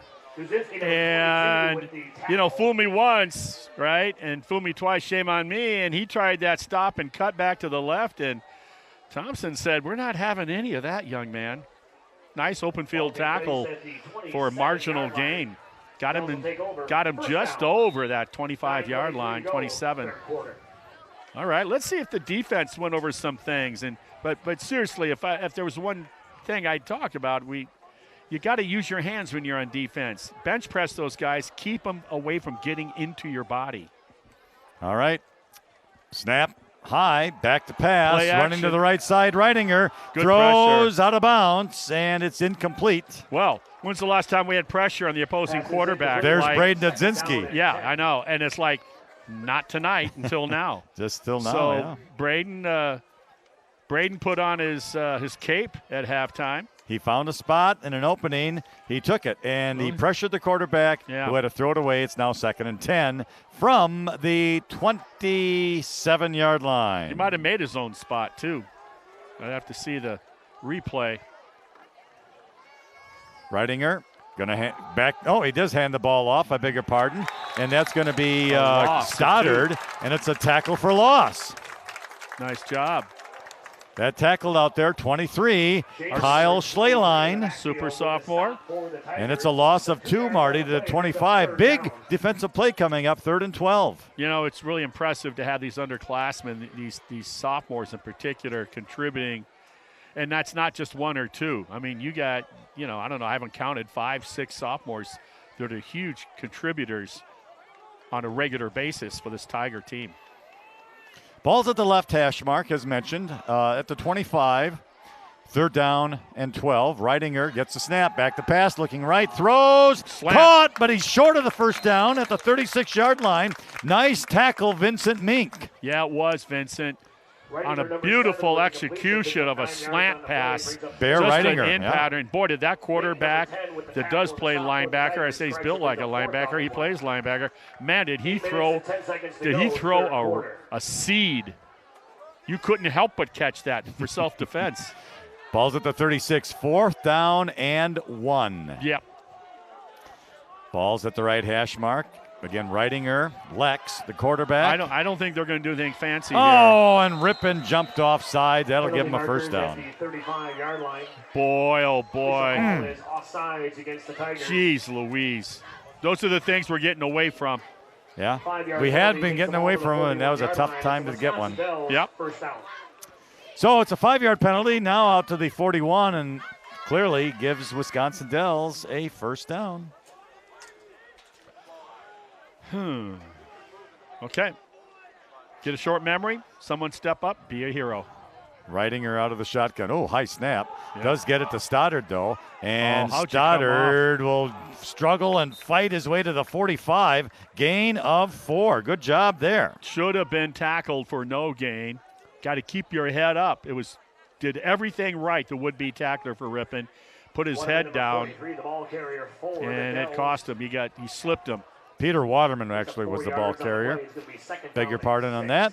Gain of 4, second down, 6. Look at the size of 88. I think he was 75 in the first half. Yeah, Hendricks Dawson. Now they're using him at pretty much he'll line up at 3 different spots. Ridinger to pass, right Look side out. down the field. He overshoots the receiver, incomplete. Yep. Intended for Bear Ridinger. Ripon DBs beat again. And only through the too far of a pass is what saved him from 6. Count that as a break, and let's start making adjustments. Now it's 3rd down and 6 for Wisconsin Dells. 6 minutes, 57 seconds remaining in the 3rd quarter. Yep. We are tied at 28. Well, been a good game. They got 6 yards to go and 2 tries. Can the defense step up? Waterman gets the handoff. Got half of it. Going to Not be even. short. Gain of 2. 4th and 4. They went for it when they were on their own, inside their own 40. They'll certainly go for it now, just outside the 50. Let's see where the official puts it at the Dells 47. Looks like they're in punt formation. Yep. Ripon will Isn't that have surprising, right? You go for it. I guess they just think that, 4 yards versus a couple of yards. Oh, my goodness. What are you guys doing? And that's going to be offsides Ripon and another first down for Wisconsin Dells. They had him stopped, and another offsides penalty. My goodness. Will give the Dells their 2nd first down Ouch. by penalty. 2 first downs by virtue of jumping off sides, not going on motion to the snap of the ball. But give credit to the cadence by the quarterback for the Dells because he's gotten them to draw off. Yeah, number 88 is now playing all over the field. Tight end, slot, fullback, and there's a flag holding, and it's going to be a loss of, 3? And the handoff does go to Peter Waterman. Big tackle for loss with the penalty. And Peter's wishing he had not gotten that handoff right now. 3-yard loss, but I got to believe it's going to be a hold, huh? Yep, it is a hold. So that will move the Dells back 10 to make it first down and 20. So I guess if nothing else, Marty, there's your 10 yards that Ripon gave them on 2 offside penalties. Yeah, the only problem is it's a first down. Yeah. It's still first. It is. The ball goes back to the Dells 42-yard line. Now, if I'm a DB, I'm thinking, you know what? They got to go this far, even though it's first. I'm playing this for pass. First, run second.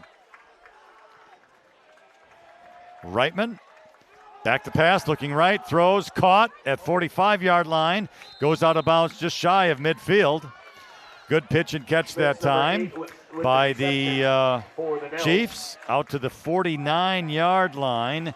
It's going to be a gain of 7 to make it 2nd down and 13.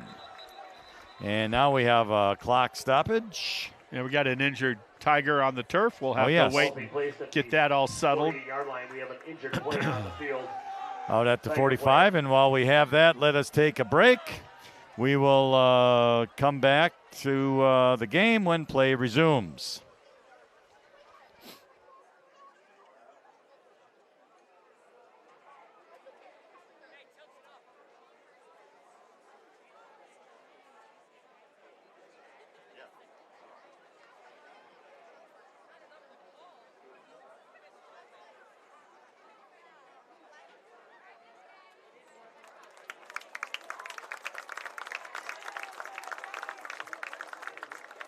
Mink, number 10, comes off the field on his own.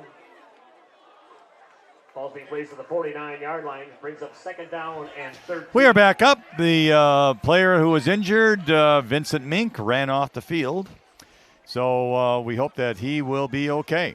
Meantime, It was a 7-yard pickup, as mentioned, to the Wisconsin Dells 49-yard line, where it will become second down and 13. The ball is going to be at the right hash mark, and now the officials are going to have a discussion. And let's see what they decide to discuss. These next two plays are huge for Ripon defense. All right. They're all set to go. I guess they wanted to make sure the ball was spotted correctly. Second and 13. Reitman out of the shotgun. Oh, it goes over his head. Back to the 40. And the running back, Peter Waterman, jumps on it way back to the 39. That's a loss of 10 yards. So a nice break for the Tigers to make it third down and 23. 39-yard line. So the Tigers made some mistakes on this drive, but so have the Chiefs. And now it's a big defensive stop coming up for Ripon at third and 23. I'm telling you, if I see a defensive back getting beat on this play right now, whether he catches it or not, the bad guy, you cannot be a couple strides behind the intended receiver. Lex Reitman gets the ball, looking downfield to pass. He cuts up the middle. He breaks out of it, and he goes out of bounds at the 37-yard line. And it is going to be a 2-yard loss and a quarterback sack. Excellent job by the defense there. The two guys that had him and just stalked him towards the sideline, kind of herded him towards the sideline, forced him out of bounds. One of them was Will Guthrie, 99, was nice running job. after him. Just a nice job. And the coverage was good on that first option. The fly pattern to the short side of the field was outstanding coverage by Ripon. Wish I had his number. So there's the Chiefs punt. It's going to hit at the 38. Take a sideline bounce. Yeah. And out of bounds at the 39-yard line. So the Tigers would have gained 1 yard. Good field position for Ripon. It is. And Ripon will get the ball now with 3 minutes and 55 seconds remaining in the third quarter. This game is tied, folks, 28-28. Been very entertaining. Ripon with the only score in the third quarter so far on a 5-yard run by Eric Cumber, his third touchdown of the evening. Nathan Hansen will be the quarterback for this Ripon drive. The ball's going to be at the right hash mark. First down and 10 at their own 39. Hansen gets a snap. This is Cumber right up the gut. 45, 48-yard line. It's going to be a gain, looks like, of about 9 yards. Boy, when you win first down, it just makes the life of the quarterback so much easier, and the lineman too. Put the ball to 48, so that's going to be a gain of 8. Yeah, Nolan Schmidt, the junior, number 8, is shaken up right now. I'm glad to see that he doesn't feel right. He voluntarily sat down here. So, Marty, what do we got for the conference tonight and stuff? What do we got for you? Well, we did talk about it earlier. In tonight's schedule, Waupun, the undefeated team, the only undefeated team overall, is at Adams Friendship. That'll be a tough battle for Adams Friendship. I believe they are the Green Devils. Or no, Adams Friendship is the Golden Eagles. Mauston is the Devils. Berlin is at Mauston. Wautoma is at Nakusa. And, of course, the Dells we got here. Next week, Ripon gets to stay home back-to-back weeks. We'll be back in here. It saves me buying you that's two good dinners. For your wallet, that's isn't it? That's 2 dinners. Oh, it really is. There will be a Christmas for the grandchildren after all. So Berlin will come into town for Ripon next week. Nakusa is at Waupun. This Wisconsin Dells team goes to Wautoma to take on the Hornets. And here we're trying to figure out the Mauston. I think it's the Adams Friendship is at home. The Green Devils are at home taking on the Golden Eagles of Mauston. That's all next week. And what else do we want to talk about? And then we don't even hit the road. You can believe this. We don't hit the road to broadcast a game until September 26th when we go to Mauston, my friend. That's a long drive. All I can think of is I just hope they have some inexpensive cafes. Second down 1 for the Tigers. Cumber up the middle. He's got the first down midfield. Cuts to the outside 45. Breaks a tackle. Still on his feet. Goes to the right side. And he's going to go down at the 34-yard line. What a run by Eric Cumber. And that man that went from number 75 in the O-line in the first half and now switched jerseys to number 88, is playing a hybrid H-back. He's been at tight end in the slot, lined up as the up-back, as a fullback. He just had on the cutback by Eric Cumber. Number 88 made the saving tackle, and he's a load too. He's only a sophomore, but he is really he's a big puppy. He is a big puppy. Been an outstanding player here tonight for the Dells. Great feet for such a big kid. All right, big gainer for Ripon now on the 34-yard line. Blitz. Here's the handoff to Cumber again, right up the gut. He's inside the 30 to the 28-yard line. It's hit and miss literally in football, where they are guessing on their run blitzing the Chiefs. That time they came over the right side of the offensive line for Ripon, and they guessed wrong. That was up the A gap along between the center and the left guard by Cumber. So Chiefs did not get any advantage by blitzing that A and B gap. I got a little too excited, Marty. I gave him 6 yards. It was only 5 to the 29. Second down, 5. Hansen, Cumber again, up the middle, 25-20. He's outside. He's It's going to be a foot race. No. Out of bounds at the 5-yard line is Eric Cumber. Is that fun? That is fun. My Absolutely. goodness. Where does all the energy come from? Probably Nice. those energy drinks you were talking about.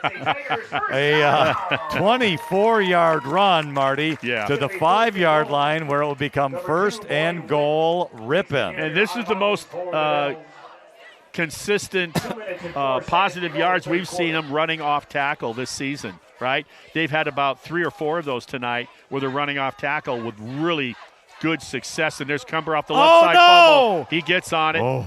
And so Cumber had the ball. Punched out. Yeah, got punched out, but Ripon's going to lose some yardage back to the 10, loss of 5. Yeah, the big thing is not the big thing is maintaining possession. Get the possession of the ball. So they still have a chance to do something at being only second down.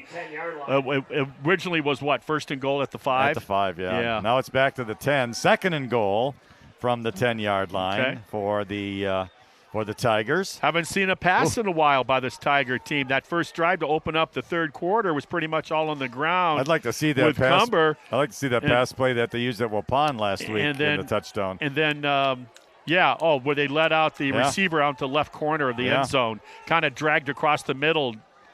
Okay, here's Cumber right up the middle. He's going to get to about the 8-yard line before he goes down, so just a gain of 2. That's going to bring up a big third down, third and goal from the 8. Cover the ball carrier, takes the ball down to the 8-yard line. We're at the 60-second mark here in the third quarter. So you got to ask yourself, okay, we're in fourth down territory here, Running 50 seconds to go, third quarter. And are you going to stay with your bread and butter, number 4, or are you going to go ahead and try to balance it out with some show 'em pass and see what happens? 2 receivers to the left for Ripon. Hansen, Cumber up the middle. No, Hansen kept it to the outside, and it's a touchdown. Ripon Tigers from Noah make that Nathan Hansen. That was the same play. Beautiful. They've run that about 3 times this year, including last week at Ripon for the long run by Hansen. Didn't get the touchdown, but that was like about a 50-yard run. And what great play action deception. When you're riding a horse like number 4, and with his effectiveness, you got to stay home if you're in that front 7. And wow, great execution.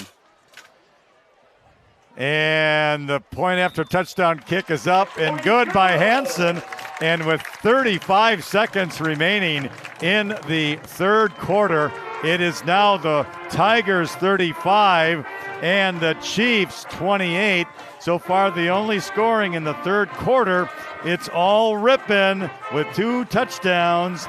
First, a 5-yard run by Eric Cumber and a little bootleg 8-yard run by Nathan Hansen.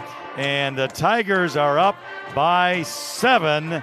And Marty, we've got the makings of a football team here this season for Ripon High School. Well, we got the makings. Certainly, we showed at halftime. This is a shootout, right? Yeah. And so now you just got to hope that the good guys win because we know there's going to be more points put on the board here. Wow. Yeah, it's been a very entertaining game. We all hope that you're enjoying it. Marty and I do here at youtube.com/Ripon channel. And, good crowd here tonight. It's a great crowd. Senior night, the parents being introduced, not only of the football team, but also the senior cheerleaders as well. So just been a fantastic night for high school football and the Ripon Tigers, and we'll see if the Tigers can keep the momentum going here.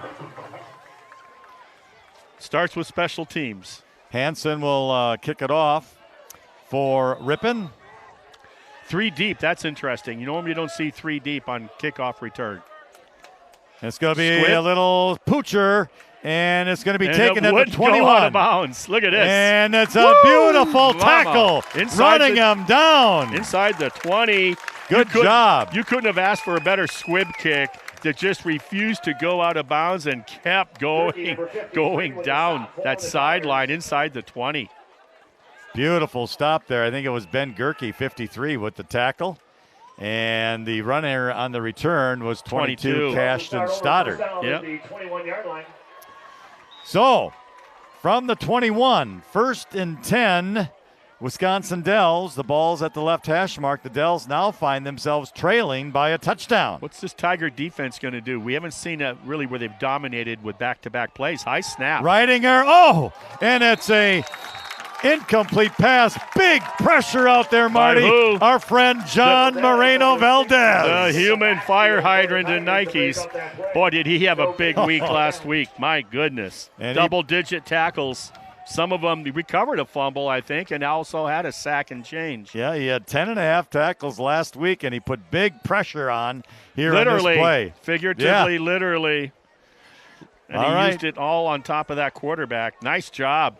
He made that quarterback cough that ball up on a prayer of a pass. 2nd down and 10 now for the Chiefs. Lex Ridinger gets the snap. Where's Back that to pass, pressure? looking Where's left, the pressure? rolling to the right. Looking, and he gets hit at the 20, and There's down he goes. It's a quarterback sack. It'll be, to see, where they spotting that? At the original line of scrimmage or a little less than, let's see. Braden Where they Dunzinski is spotted. coming off the field. He was part of the tackle there. Well, what happened? He's going to throw him down, and a couple of his own teammates sent him flying. Well, they're working on him with a cramp is what they're doing with Dunzinski. So, Well, nice. There's a defense we talked about that we hadn't seen in the first half. So that is the end of the 3rd quarter. And our score is the Ripon Tigers 35 and the Wisconsin Dells Chiefs 28. And I'm telling you, Marty, you already know this, but there is some excitement brewing in the stands here tonight. Yeah, And on the field. Yeah, and we weren't really – we were seeing some bits and pieces of that with some long runs by Eric Cumber. But now the defense finally got the phone call to say, hey, the game started, guys. What do you say? And because this is the same defense that I was just talking about late in the 2nd quarter going, hey, where's the Tigers? Where's the Tigers that I've been seeing the last few weeks? Well, we're seeing it now. The pressure is being applied equally across the defensive line of scrimmage, and they're shutting down the running game, and they are getting that quarterback to hurry up. And anytime you can rush an opposing quarterback, good things can happen for the defense. The Wisconsin Dells Chiefs are coached by Mike Yonke. All right. Ball's at the right hash mark. It is 3rd down and 10 for the Chiefs. Ridinger gets the snap, rolling left, rolling in them across the middle. Incomplete, intended for Nice Hendricks coverage. Dawson. Good coverage by the Tigers. And Number 5. And that's going to be Noah Michael on the Boy, coverage. Noah Michael can catch the pill really well with a nice set of hands, and he can defend. So the Tigers hold the Chiefs on this drive, so they'll get the ball back, Ripon, as Wisconsin Dells will be in punt formation. It's going to be Vincent Mink back to receive. So the offense takes the opening kickoff, right? Yep. Runs it down, take the lead. Short kick. And Mink is going to let it go. Yep. That tells me now, we've seen that like 3 times tonight, the word has been spoken. The word up high is, listen, if you're not going to field that cleanly, then get away. I don't want you messing around with it and putting us into a bad situation. Well, Ripon has shown, Marty, that regardless of where the drive starts, they're able to move the football, and this time it's at the 25. Well, they started with a great offensive drive to reclaim the lead, and then finally the wake up call came for the defense, and now they're playing Ripon defense, and they got them to punt. And let's see, can this offense continue the momentum that they just had just about 10 minutes ago of real time? Now we're going to have a illegal substitution, I think, against Dells. The Dells, because they broke the huddle with 12. Yeah. Yep, it's an illegal substitution. So that's a break for Ripon. It'll be 1st down and 5 from the 30. So that makes your play calling a lot easier. I'm expecting, and you correct me, Marty, but I'm expecting a big dose of Eric Cumber once again here. Well, yeah. Keep the clock rolling. They're up by 7. I mean, right? What's the old adage? When you pass the ball, 3 things happen and only 1 is good. Yeah. So, keep it on the ground. Left hash mark, 30-yard line, 1st down 5 for the Tigers. Make them stop you. Hansen, Cumber. And there's a stop. But I think the Dells were offsides, don't you? Yeah. Oh, nope, false start they're going to call. And look who got the horse collar tackle there. Yeah. Number 88 again. Hendricks Dawson. He's a beast. Yep, it is a 5-yard penalty against Ripon. So so Cumber's thinking, man, I took a hit around the neck for nothing. Yeah. So the 5 yards that the Dells gifted Ripon has gifted it in return. That O-line for Ripon, you cannot let a guy like that get such a free shot. All right. Ball's on the ground on the snap. Hansen wisely picks it up and tries to go forward, but he just gets back to the line of scrimmage, and this drive is not starting out very well. Boy, oh boy, it did when it was 1st and 5, and all of a sudden some mistakes there, both in the first one, a mental with the illegal motion, the second one with execution or their lack of the drop ball. So 2 bad plays consecutively by the Tigers have made it 2nd and long. Officials will give him a gain of 1 to the 26, 2nd down 9. Wide side twins to the right. Hansen awaits the snap. Run gets blitz it. up the Roll, A-gap. looking right, throws. Got him. Caught! 1st down, Ripon. Is that Mink? It is Vincent Mink with the great hands out to the 37-yard line. Vincent, that was beautiful. Actually, 38, they're going to give it to him. What a nice pass, man.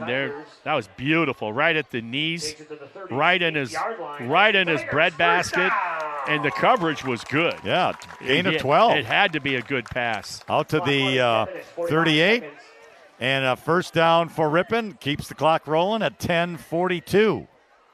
Hansen, Cumber, up the middle. 40, 45, midfield, into Dell's territory, and a touchdown was just saved right there. Number 2 by 3. Number 3, Gavin Ristoff. Yeah, roll your jersey down. Would you pull your jersey down? We're seeing half of 3. Now we have a player down. It is 2. Okay. Looks like a cramp situation again. Let's give it up for those energy drinks. Yeah, looks that way, doesn't it? Yeah, it doesn't seem to be necessarily good, positive advertising for energy drinks. We've only seen 2 cramps tonight, so that's been good so far. But this clock stoppage comes with 10 minutes and 37 seconds remaining in the 4th quarter, with the Tigers leading at 35-28. That's Noah Hansen. I beg your pardon. No, that's that's Eric Cumber, Cumber, who's coming off the field. So he'll be gone for at least 1 play. And it's another 1st down for Ripon, this time inside the Chiefs' territory at the 49-yard line. And it'll be Vincent Mink who will replace Eric at the tailback. And he certainly has shown here in the first half, when they so dearly needed a 1st down, the ability to run. And we saw what he can do on a slant in for 12 yards. So here we go. Mink has it. Whoa! Big hole up the middle. 40 inside the 35, down to the 32-yard line. Yep, we've seen what he can do. Just a 10th grader, just a puppy. Wow, he hits that line fast. Yeah, Mink hits that line fast, and the next thing you know, the Dells are chasing. well, he hits it like he returns kickoffs too. I mean, there's just one speed with this kid. There's no, second, third, and then get into overdrive. This guy, it's just pedal to the metal when he gets that ball. Great run. Gain of 17. First and 10 Tigers. Boy, I don't know if anybody runs the A-gap better than Ripon. Here's Mink. This time he gets caught, but the defender throws him forward for a gain of about 2. The tackler was Ethan Haper on Vincent Mink. Yeah, these big guys up front, when they get the tackles, they're all arm tackles. You notice they're grabbing by the waist and then try to slam them down. Seen that quite a few times tonight. Put the ball at the Wisconsin Dells 32-yard line. Just a gain of 1. Second down and 9. Nathan Hansen shotgun. Schleyline is the running back, or the fullback rather. And it's Mink. This time Hansen keeps it. And that was snuffed out nicely by the Dells, Antonio Gomez. That play never had a chance. Because if Gomez doesn't make that tackle, there's 2 other guys salivating, waiting to make it. On the play, it's going to be 3rd down and 10. Put that one. We don't want to run that one again tonight. 45 seconds. 3rd and Fourth quarter. 10. All right, from the 33. 3rd down, 10. Dictates a pass here. I'll be surprised if they run this. Hansen awaits the snap. Man in motion to the left. Back to pass. Hansen looking. He's going to take off. No. And he's just going to go out of bounds at the 35. Man, and it's going to be a loss of 2 and another player on the ground this time for Wisconsin Dells. Looks like a Dells lineman. We'll have to wait and see. And the officials will put the ball at the 35-yard line. But that stops the clock with 8 minutes and 11 seconds remaining in the fourth quarter. That'll give us an opportunity to take a break. So let's do that. And when play resumes, we will be back here as well. You are watching Ripon Tigers football at youtube.com/Ripon channel.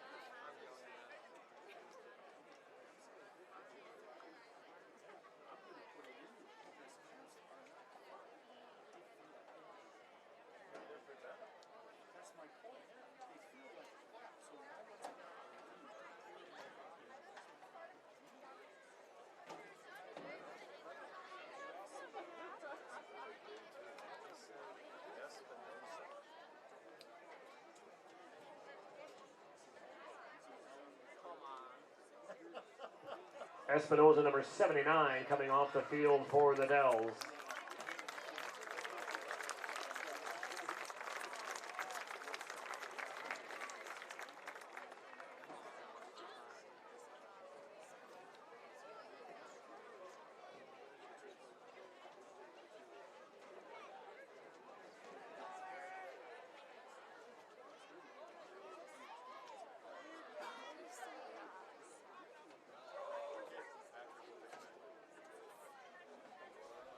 All right, we are back. 8 minutes, 11 seconds remaining in the fourth quarter. The injured Dells player was Mason Espinoza. He's a junior, number 79.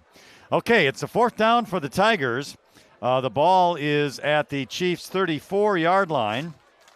4th down and 11, we'll call it. The drive started with some promise, but could not be sustained. But it's a big 4th down, so we'll see. Those guys are supposed to have their helmets on before they come out to the field, and 3 of them were putting them on when they came out. I would let them know verbally, maybe a warning, and I'd be flagging that next time. And there's no Ripon's reason going to for take it. timeout. Okay. Timeout, Tigers. It is a critical time being It 4th is. down, and they're really in a no man's land. And when you look at what yard line the ball is on right now, a very high probable chance that if you choose to punt to pin them inside their 10, that it ends up coming out on the 20. So I guess you go for it. Well, that is So that's what it sounds like, unless they're going to change their mind on the timeout. I suspect. Yeah, if you had a punting game with good control, a good controlled punter, you go for the coffin corner. But that's in this case, I think you're almost, the circumstances almost dictate that you go for it here on 4th and 10, 4th and 11. Can hear that John Denver music. What an entertainer he was. All right, 4th down, 11.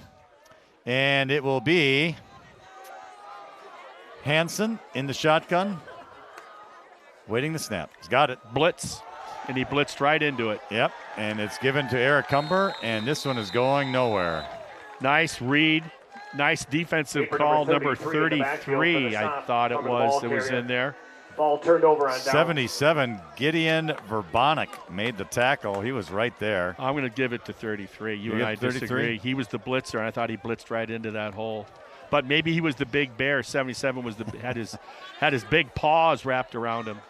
Well, regardless, it's Wisconsin Dells ball, as it is a turnover on downs, So 36-yard line. Yeah, that just kind of just ran out of gas, that whole series right there by the Tigers. They had promise, and then they just kind of, after that injury, everything got kind of quiet, and a little momentum, I think, was lost. 7:58 remains in the 4th quarter. The Dells have all 3 timeouts. You don't fall asleep here on play-action pass, I'll tell you that. Reidinger to Waterman up the middle. Nothing. He's going nowhere. Yeah, the run has been shut down. Where they demonstrated that, I think it was early in the second quarter, they broke some nice runs off. Since then, and particularly here in the second half, that Ripon front is really 7 minutes, 35 took it to another level. Injured player on the field.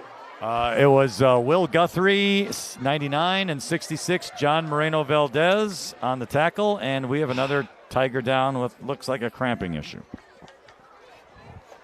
And Kyle Schleyline, 23, is the Ripon Tiger, who's down on the field.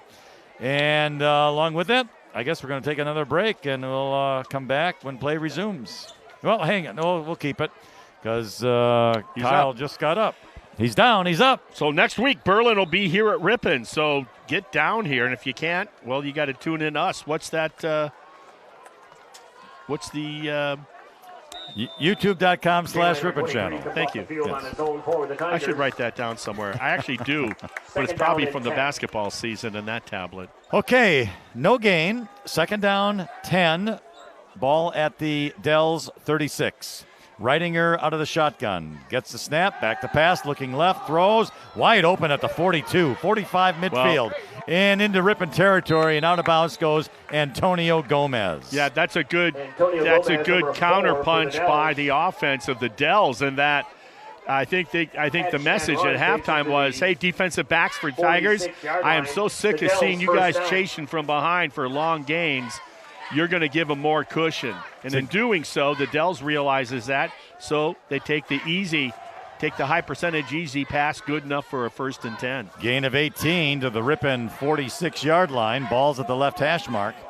Lex Reidinger gets the ball, looking to pass. Look at rolling the time. right, throws across the middle, incomplete. Oh, boy. And it was just too low. The protection is outstanding. He never was under any duress at any time there. And like you said, he just threw a low 4-seam fastball. Antonio Gomez, the intended wide receiver. So that will make it 2nd down and 10. The ball remains at the Ripon 46-yard line, left hash. Your goal here defensively is to make it 3rd and long. Right now it's 2nd and long. Let's see if they can apply some pressure on this quarterback. You know they're passing. like I said. He hands the ball off You know to they're Stockton, outside 45, Nice and finish. down he goes. Nice tackle there, Vincent Mink, number Yeah. 10. It wasn't a beauty. It wasn't a beauty form tackle, Vincent, but you certainly mauled him. Nice job. And now he's going to stay down. It was just a gain of 4 yards out to the 42-yard line, and nope, Mink will walk off on his own power. And Don't even say it. Don't even say it. But that's what it is. Okay, you know what it is. Viewers and listeners, you know what it is. Fourth quarter. And he grabs a water bottle and tries to walk it off. These Third guys- down 6. These guys will all be mountaineers as career because they'll use crampons. From the 42, 3rd and 6. Fake handoff. Pass to the right side to the big fella, Donovan. He breaks the tackle at the 30, 25, 20. Down at the 19 is Hendricks Dawson. Way to take him low, fellas. Way to take him low. Dawson, number 88, with the catch and run for the Dells. So that's a big Big first ball down to down the 19-yard for line. First down for the Yeah, Wisconsin Dells Chiefs. yeah, he's the everything athlete out there. I said Donovan. With his size, great feet for Yeah. a kid, just a sophomore for his size. They use him in so many different ways on both sides of the line of scrimmage Big gainer to the Ripon 19. by a big kid. Handoff. Almost a fumble. Yes. We're to the right side, 20. Stockton. He breaks it inside the 15. Down to about the 14-yard line. Good job, Noah Michael, to trip him up. Otherwise, Stockton would have gotten more yardage. Yeah, Noah Michael got there first. Teammate finished up. Takes the ball to the 14-yard line. We're talking Second 5 down. minutes and 19 seconds and counting. Ripon trying to hang on to a 1-touchdown lead. 2nd down 5 from the 14. Ridinger back to pass, looking left. Look out. Wide open, touchdown. Oh, he ran an in, and then you got the defensive back to bite on his in, and then broke it to the back pylon, and he was an orphan. He was so open. Antonio Gomez with the touchdown catch with 5:03 remaining in the fourth quarter. And that was a 14-yard. Did we really think that Ripon was going to get out of this game with their being a 1-touchdown lead and no one was going to score again? Yeah. So this is shaping up for quite the closing in these last 5 minutes of the game, regulation. Very important point after touchdown kick here. Oh, yeah. Blocked! It's blocked!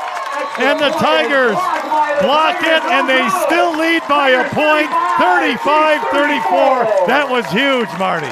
Huge.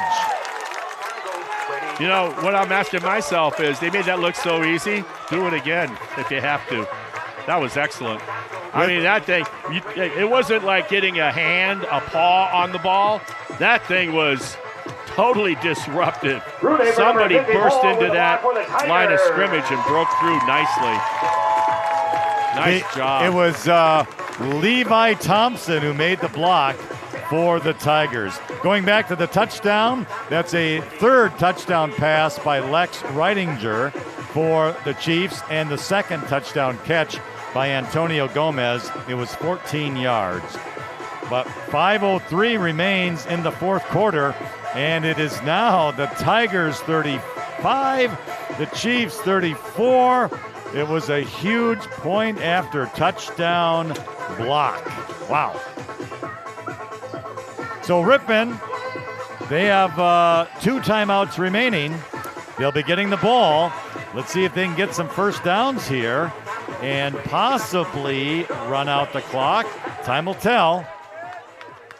Starts with special teams, as we got to say now. We'll be saying that the rest of the season. Yeah. When you look at what happened with the opening kickoff to start the game of Waupun a week ago tonight, in which the host team returned it for 6.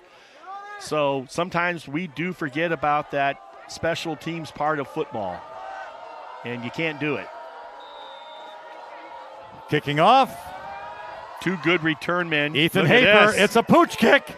And Ripon will recover it 40. at their own 40-yard line. I like the call. I do too. And the execution was just a little short on that pooch kick, but man, What a and now they're going like, hey, let's do a pooch kick, see if we can sort of a pseudo onside kick, but that way if we can recover, we don't have to deal with number 4. I think it was Braden Dudzinski who got the recovery, and now they got to deal with Eric Cumber and company at the 41-yard line of Ripon, losing by 1 with below 5 minutes remaining in the game. 1st and 10. 5:03.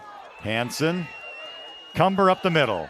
Got some room. Nice. 45, oh! Close to midfield to the 49-yard line.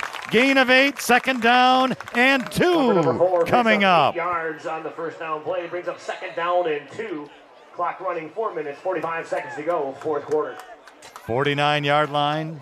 Gain of 8 by Eric Cumber. He's had 3 more touchdown runs here tonight. They have been at a 5-yard run, 73-yard run, and a 14-yard run. 4:25 remains, 4th quarter. 2nd down and 2. Here's Hansen awaiting the snap. Got it. Cumber up the middle. He has the 1st down.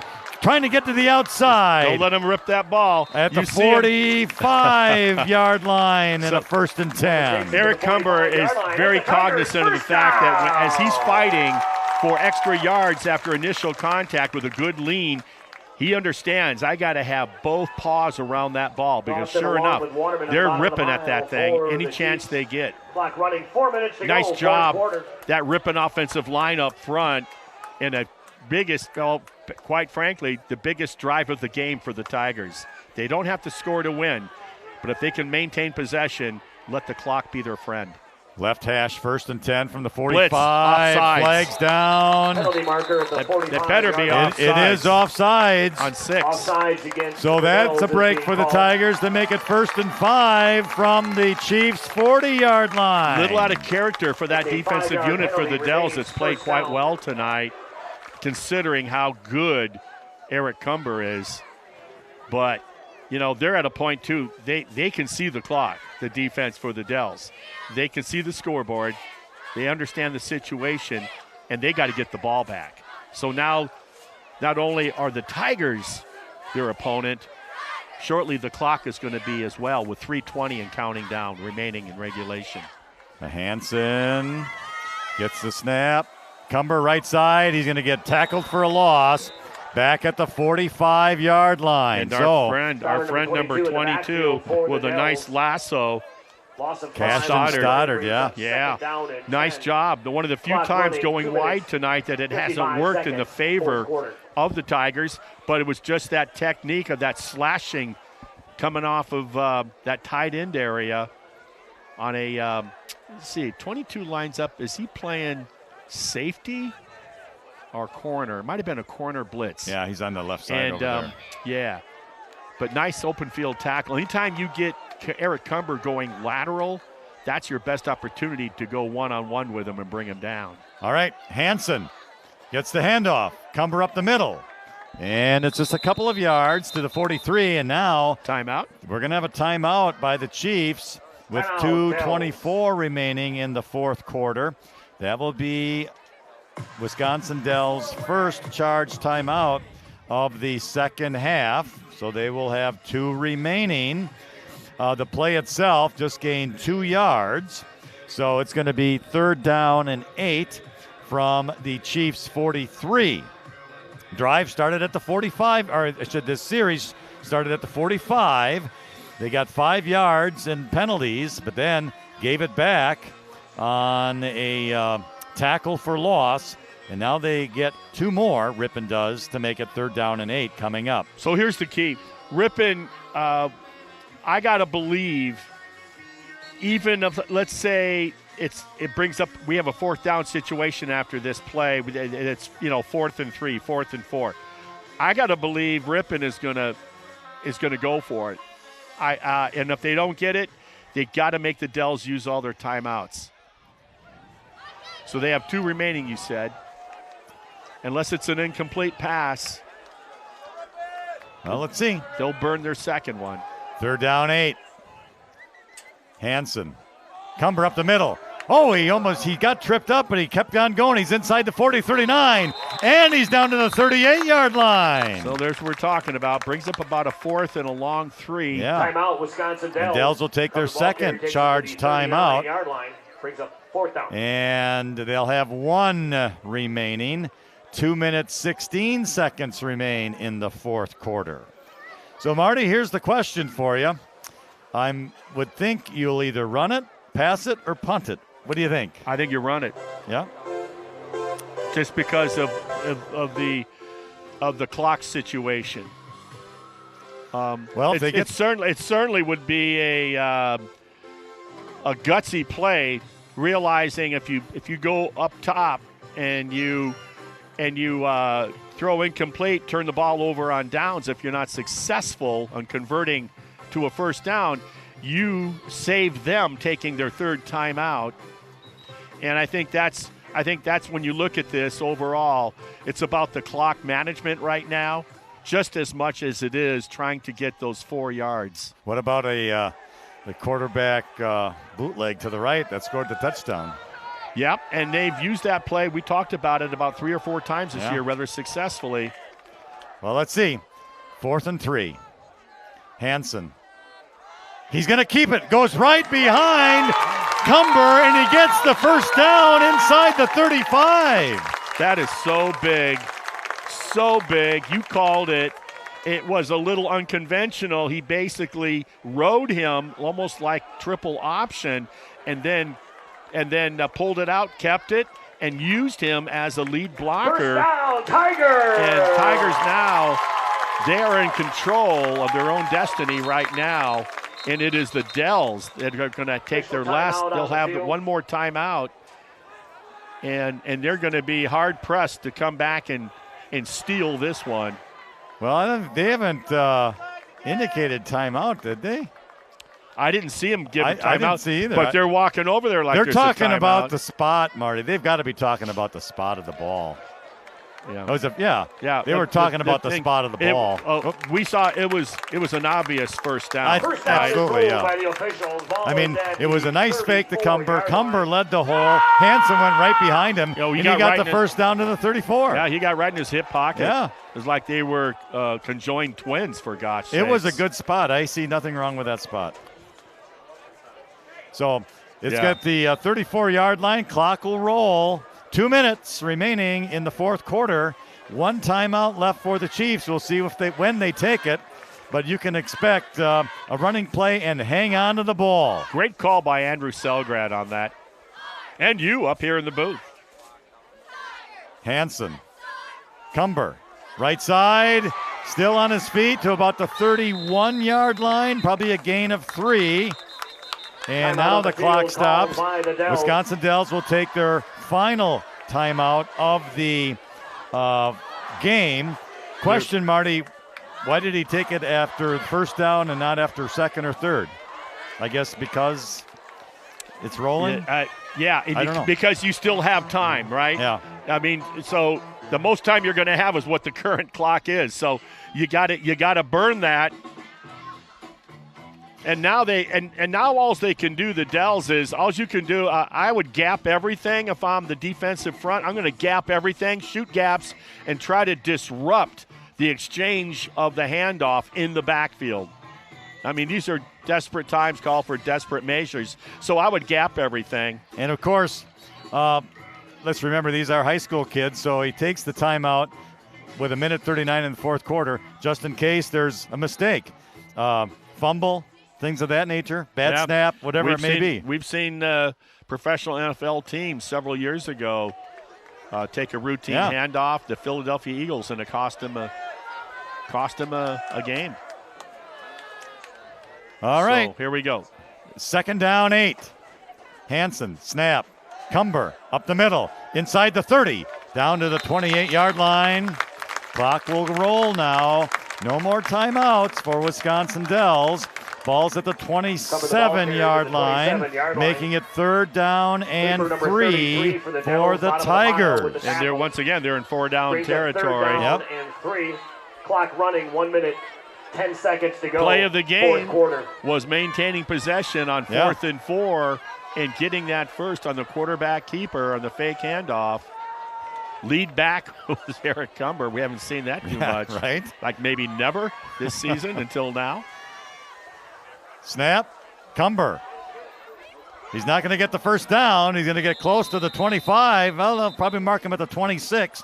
But we're under a minute now, Marty, at 48-47. Tick, tick, tick. That should do it. And what a great second half by the Tigers.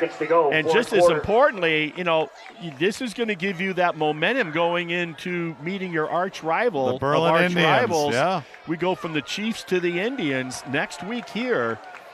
4th down and 2 as that play by the Tigers gained 1. And Berlin's at Mauston, and you got to believe Coach Stellmacher is not going to let his team take their eyes off the ball. You got to believe Berlin's going to come back with a big double-digit win tonight if I had to lay money in Vegas. Ripon will take their second charge timeout of the half with 10 seconds remaining in this 4th quarter. And Ripon will have it 4th down and 2. So, I take that back. I said the play of the game was getting that first down. The play of the game was blocking that extra point. Probably right. And I say that knowing that a young man has probably run close to 200 yards again tonight. Right. And 3 Eric touchdowns Cumber, again. Yeah. He's got to be resetting some of the rushing records, I would think, this early in the season. You could be literally just past mid-season and have a 1,000-yard rusher. What a scary thought for the opponents. All right, so far Ripon showing a lot of composure here, doing everything right, it seems, with the guidance of head coach Andrew Selgrad and the assistant coaches. 4th down and 2, 10 seconds remaining in the 4th quarter. Ball at the left hash mark, 26-yard line. What do you think, throw the bomb? Hansen awaits the snap. Gets it. Cumber up the middle. He's got it. Got the first down. He's going to score a touchdown. He's going to score a touchdown. Number 24-yard. Make that a 26-yard run by Eric Cumber to seal the win with 1 second remaining. So happy for these Tigers. The 4th touchdown for Eric Cumber, this time on a 26-yard run. Wow. The Ripon Tigers showing their mettle tonight, and not only that, but really their improvement as a football team. And it's just a wonderful thing to see. Now leading 41-34. Point after touchdown kick coming by Nathan Hansen, and it is up, and it is good. So 42-34. The officials put 1 more second on the clock, so there's 2 seconds remaining, and the Tigers will kick off.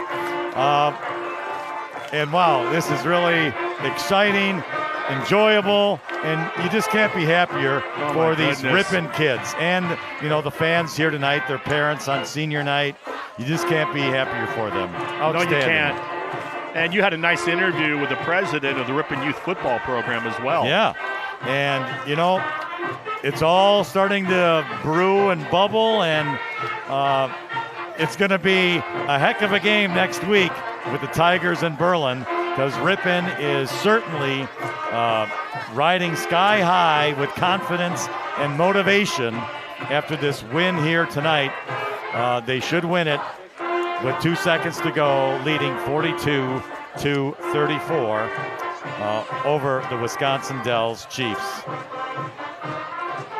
What a game tonight. Back and forth, but the Tigers are going to prevail. It's a team win. It's a team win. You look at the ground game that Eric Cumber and the offensive line provides. You look at the quarterbacks, both hitting key passes to sustain drives to set up eventual touchdowns. Defensively, they got the wake-up call at halftime for the Tigers. They did their job. So it's a little squib kick. That should do it. And it's going to be picked up and out of bounds. And the Tigers are going to win it. The Ripon Tigers win by a score of 42-34 over the Wisconsin Dells Chiefs. What a victory for Ripon. Congratulations to everybody Yeah, for the involved with Ripon the School District, program. we thank everybody for Good coming crowd here today. tonight came Remember, to drive see a safely great and win by always the wear your Tigers. safety belts. They played and out-executed the Dells in the second half. And remember, last week, even though they didn't win that game, they played their best football in the second half last week at Ripon. So congratulations to those Tigers and the senior leadership. And Andrew Selgrad, I'll tell you, his recipe for turning a program around is spot on. And he's got things going very much his way. And what a nice assistant coaching he's got there, too. I'm just, like you are, I'm just so happy for these guys. Wow. Well, with the loss, the Wisconsin Dells go to 1-3 overall, 1-1 in the South Central Conference. With the victory tonight, the Ripon Tigers go to 2-2 overall, 1-1 in the South Central Conference. Next week, Wisconsin Dells will host the Wautoma Hornets, and for the Ripon Tigers, they will host the Berlin Indians. I think the Hornets will give the Dells a good game, too, by the way. But this Dells team, it's a young team. Remember, they graduated so many good seniors from a year ago. The team that really took Ripon to the woodshed a year ago, 47-6. Well, a year later, Ripon is really shaping up into a football program, if you will, with great leadership. And just so happy for these guys as we're approaching the midway part of the season. All right, well, that'll do it. Our broadcast here tonight from Inglesfield. Again, it's a big Tigers victory, 42-34 over the Wisconsin Dells Chiefs. We are so happy that you have joined us here tonight, watching and listening at youtube.com/Ripon Channel. And I want to thank you, Lynn, for volunteering to feed everybody up in this booth tonight. You just said open tab, and gosh, I'm so proud of you and thankful. All right. Well, we want to thank our crew tonight. Patrick Cronin, Riley Eisnagel, and JJ did a great job here this evening. We certainly appreciate it. And Marty, always a pleasure. And we will be sitting here next to each other next week, Friday, and looking forward to it. Yes, absolutely, as our friends from Berlin come to town. Final again, Ripon Tigers 42, Wisconsin Dells Chiefs 34. Again, thank you for watching and listening at youtube.com/Ripon Channel. For Marty Ernzer, I'm Lynn Krause. Have a pleasant rest of your weekend. Until next week, you have been watching and listening to Ripon Tigers football.